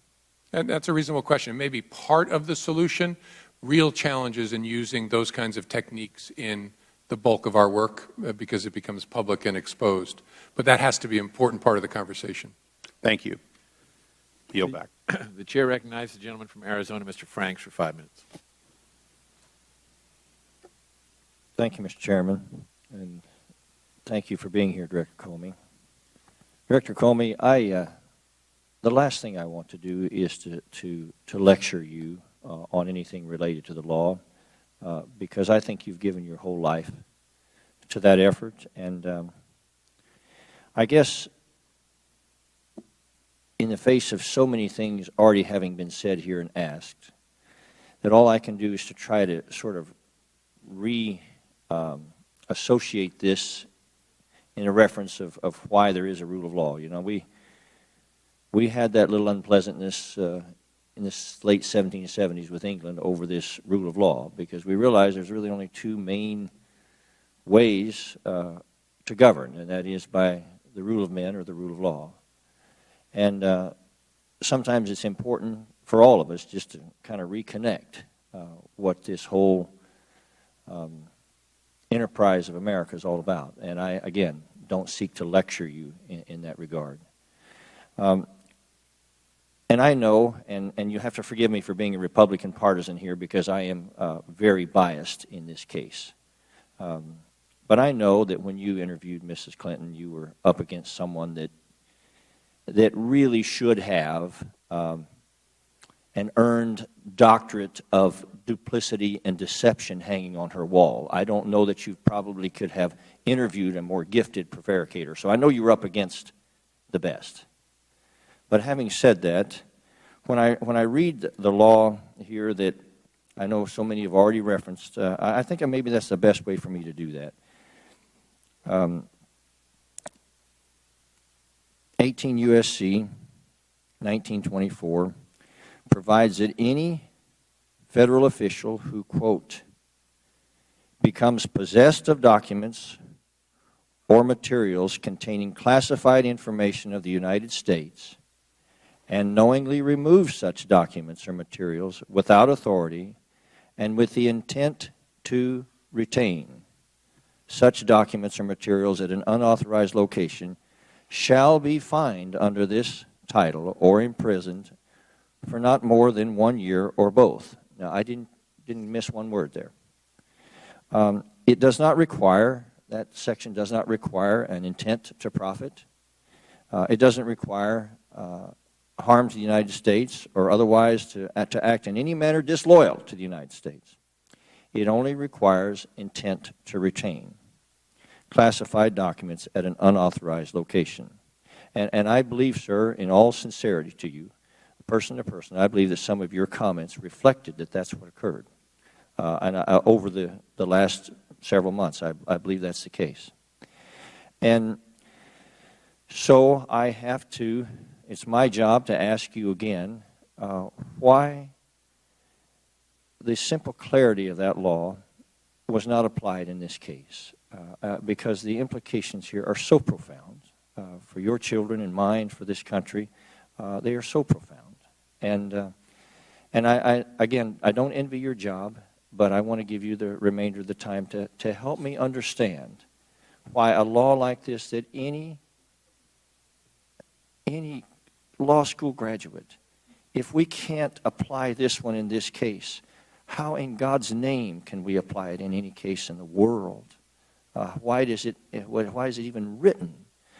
So I'm going to stop there and ask your forbearance and just go for it. Sure. No, it's a reasonable question. That is the 18 U.S.C. 1924 is the misdemeanor mishandling statute. That is the basis on which most people have been prosecuted for mishandling classified information have been prosecuted. It is not a strict liability statute. I was one of the people when I was in the private sector who argued against strict liability criminal statutes. It requires, in the view of the Department of Justice and over long practice, proof of some criminal intent, not specific intent to harm the United States, but a general awareness that you're doing something that's unlawful. So you have to prove criminal intent. So there's two problems in this case. One is developing the evidence to prove beyond a reasonable doubt that Secretary Clinton acted with that criminal intent. And second, even if you could do that, which you can't, looking at the history of other cases, what would be the right thing to do here? Has anybody ever been prosecuted on anything near these facts? And again, I keep telling the folks at home, when people tell you lots of people have been prosecuted for this, please demand the details of those cases, because I've been through them all. So that combination of what the statute requires and the history of prosecutions told me, and again, people can take a different view, and it's reasonable to disagree, that no reasonable prosecutor would bring that case. That, in a nutshell, is what it is. You said it was a reasonable question. It was a reasonable answer, but I can't find that in the statute. Thank you, sir. Thank you. The chair recognizes the gentleman from Louisiana, Mr. Richmond, for 5 minutes. Thank you, Mr. Chairman. Director Comey, and I'm going down a completely different path. Our law enforcement in this country have a consistent enemy in a group called sovereign citizens. And what I have seen in my district, we lost 2 officers in St. John Parish about 4 years ago. And we just lost another 3 officers in Baton Rouge with another couple injured. In the case in St. John Parish, we actually had the perpetrators on the radar in North Louisiana. And at some point, they moved to South Louisiana in my district, and we lost contact. So when St. John Parish deputies went to their trailer park, they had no idea what they were walking into, and they walked into an ambush with AR-15s and AK-47s, and the unimaginable happened. So through in-kick and other things, are you all focused on making sure, and I think there are about 100,000 of them, but are you all focused on making sure that our law enforcement has the best information when dealing with whether it's sovereign citizen or terrorist cells or other bad actors, that information gets to the locals so they're not surprised and ambushed? Well, we sure are, and I don't know the circumstances of that case, but I will find out the circumstances. In 2 respects, we want, obviously, people to know when someone's wanted, but more than that, we have a known or suspected terrorist file that should have information in that about people we are worried about, so that if an officer is making a stop or going up to execute a search warrant and they run that address of that person, they'll get a hit on what we call the KST file. So that's our objective, and if there are ways to make it better, we want to. Now let's switch lanes a little bit, because this is one of, I think, an issue when we start talking about criminal justice reform and we start talking about the FBI. In my community, in communities of color, and with elected officials, there seems to be 2 standards, one for low-level elected officials and then one for other people. So I guess the facts I will give you in some of our cases, and you tell me if it sounds inconsistent with your knowledge of the law and your protocol, but nonprofit organizations where elected officials have either been on boards or had some affiliation with, when those funds are used in a manner that benefits them personally, they have been prosecuted. And I mean for amounts that range from anywhere from $2,000 upwards to $100,000. Your interpretation of the law that if a nonprofit funds are used to benefit a person and not the organization, that is a theft of funds, because I believe that those are a lot of the charges that I have seen in my community. Would you agree with that? Sure, it could be, and I know from personal experience, having done these cases, that's at the center of a case involving a corrupt official. Now, let's take elected official out and just take any foundation director or board director or executive director who would use the funds of a nonprofit to pay personal debts or bills or just takes money. You would agree that that would constitute a violation of the law, criminal statute? Potentially. On the federal side, potentially of wire fraud, mail fraud, or a tax charge, potentially. The other thing that I would say is that in our community, we feel that it's selective prosecution, that if you're rich, you have another standard, that if you're an African American, you have another standard. And there are a number of cases that I will give you offline, but it appears that, and my concern is the authority of your agents to decide that a person is bad and then take them through holy hell to try to get to the ultimate conclusion that the agent made, and they don't let the facts get in their way. And at the end of the day, you have business people who spend hundreds of thousands of dollars to protect their reputation and to fight a charge that they ultimately win, but now they are broke, they're defeated, because when it comes out, it says the United States of America versus you. So I would just ask you to create a mindset within the department that they understand the consequences of leaks to the press, charges, and what happens if, when those charges are really not substantiated, you still break a person. And I think that you all have a responsibility to be very careful with the awesome power that you all are given. And with that, Mr. Chairman, I think back. I would yield back. Chair, thanks, gentlemen. The director is welcome to respond. I very much agree with what you said, Congressman, at the end of that. The power to investigate is the power to ruin. Obviously, charging people can also be ruinous, so it's one we have to be extraordinarily prudent in exercising, fair, open-minded, and careful. So I very much agree with that. Chair recognizes the gentleman from Michigan, Mr. Trott, for 5 minutes. Thank you, Mr. Chairman, and thank you, Director, for being here, and thank you for your service to our country.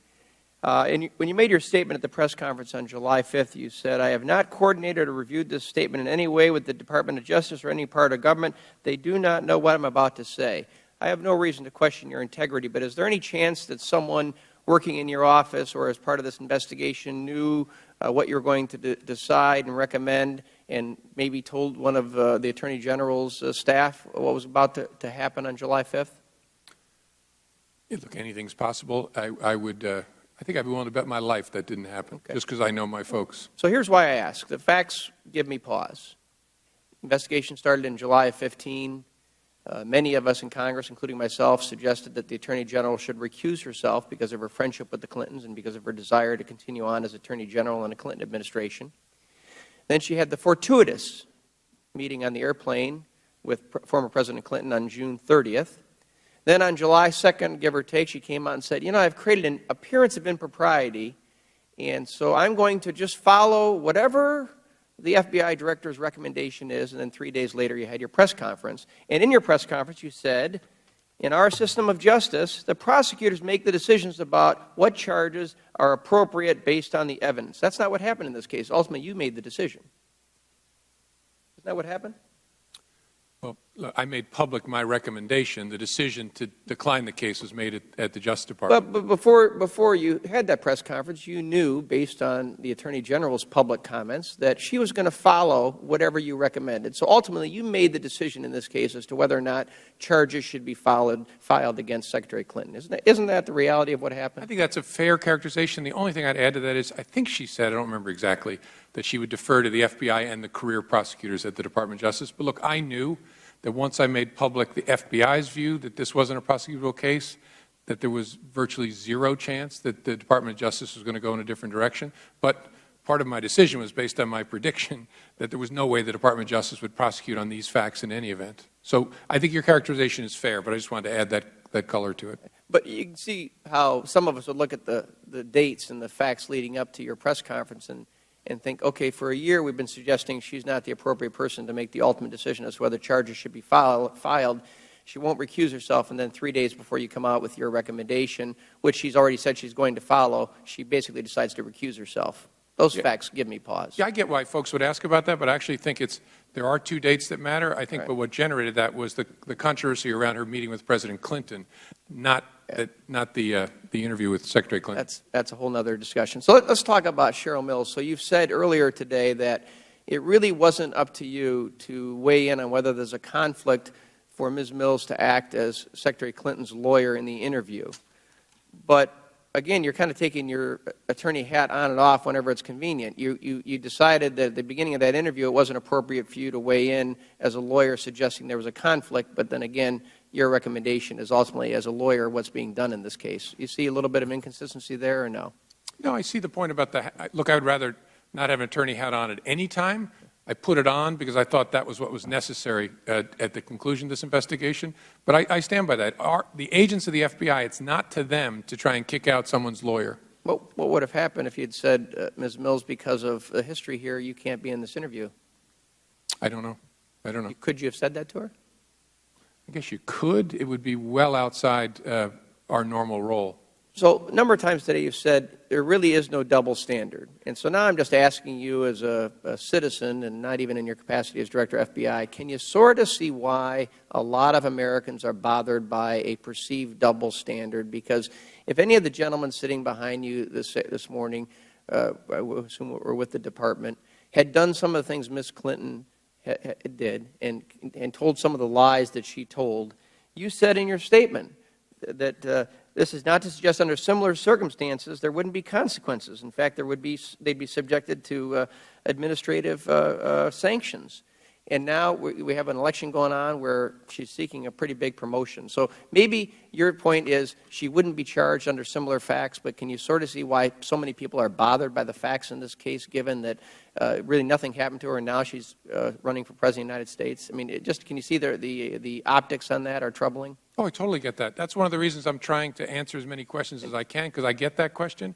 But again, folks need to realize, in the FBI, if you did this, you'd be in huge trouble. I'm certain of that. You'd be disciplined in some serious way. You might be fired. I'm also certain you would not be prosecuted criminally on these facts. And you've said that, and I appreciate that. Let me just ask one quick question because I'm out of time. But Mr. Bishop started to talk about this, and his district is affected as well in Michigan. But my district in southeast Michigan has the third largest settlement of Syrian refugees of any city in the country behind San Diego and Chicago. That's Troy, Michigan.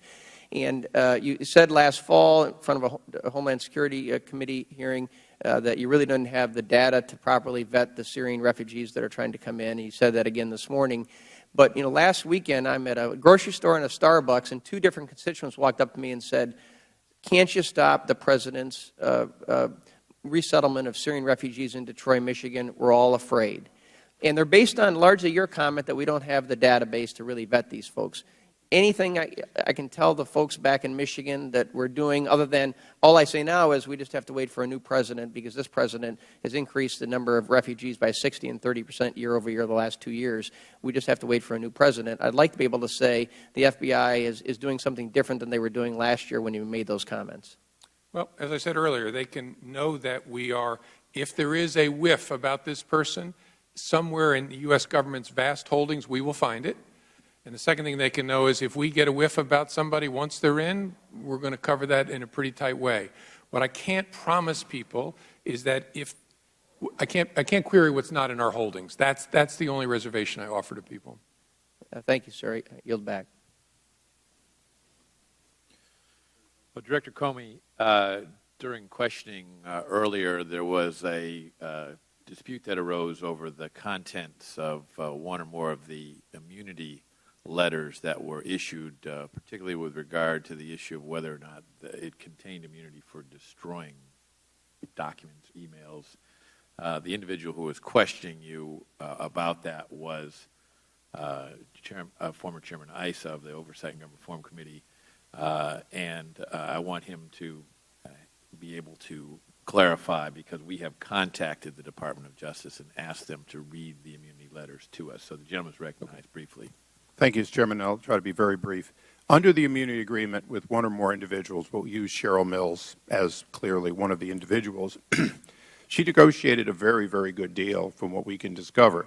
She did not just receive immunity related to the production of the drive, the computer, and the contents, but in fact received immunity under 793, 18 U.S.C. 793E and F, 1924 U.S.C. 1920, 18 U.S.C. 1924, and the so-called David Petraeus portion, 18 U.S.C. 2071. And I'll focus on 2071. Her immunity is against any and all taking, destruction, or even obstruction, the way we read it, of documents classified or unclassified. Now, the only question I have for you is, and I know you're going to put this to justice, and we may have to ask them separately, for the purposes of what you needed as an investigator, because you were the person that wanted access to the computer, is that deal make any sense to, in return for things which she could have objected to as an attorney and held back, but which had no known proffer of leading to some criminal indictment of somebody else, she received complete immunity, as we read it, from obstruction or destruction of documents classified and unclassified, and that's based on a re-review of the immunity agreement. Yeah, I think this is you're right. This is a question best addressed to Justice, but I think you're misunderstanding it. As I understand it, this was a promise in writing from the Department of Justice. If you give us the laptops, we will not use anything on the laptops directly against you in a prosecution for that list of offenses. It's not immunity for those offenses if there's some other evidence. Now, that said, I'm not exactly sure why her lawyer asked for it, because by that point in the investigation, we didn't have a case on her to begin with. Well, I understand that, but based on the Reddit discovery and others, they asked me to do it, and you said so yourself, it was probably Cheryl Mill, they. You have an immune witness who has to tell you who they were.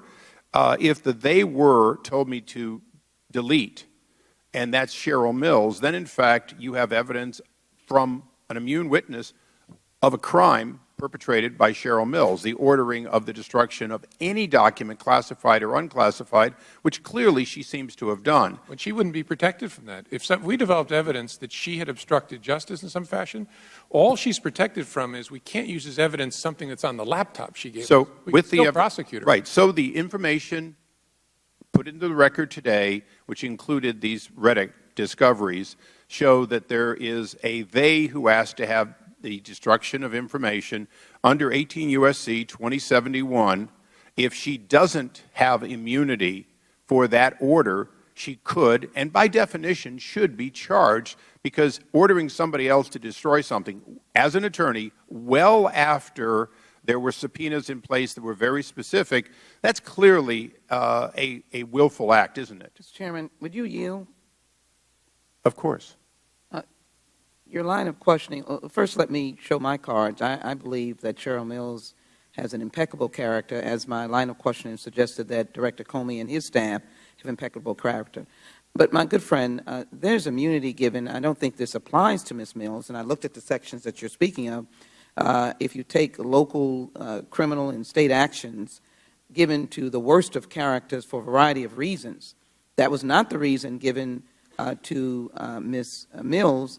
I am assured that it is a lawyer that was trying to be the most effective counsel to Ms. Mills as possible. Well, reclaiming my time, the gentlelady's point may be true. I'm only speaking to the director based on things were done that should not have been done. We now have evidence in front of this committee, in the record, of people destroying records of activities as late as a few days ago. So the fact that there still should be an open question, first of all, is could she be prosecuted? And if, in fact, they have told me to destroy this, under the exact same statute that included David Petraeus's, who was no longer on active duty, 18 U.S.C. 2071, there's at least a case to be made. Now, the problem we have is the lawyer negotiated a set of terms which hopefully doesn't mean that she gets a free pass even if she willfully ordered the destruction of documents, which it does appear she did. And look, my job is not to be judge, jury, or hangman.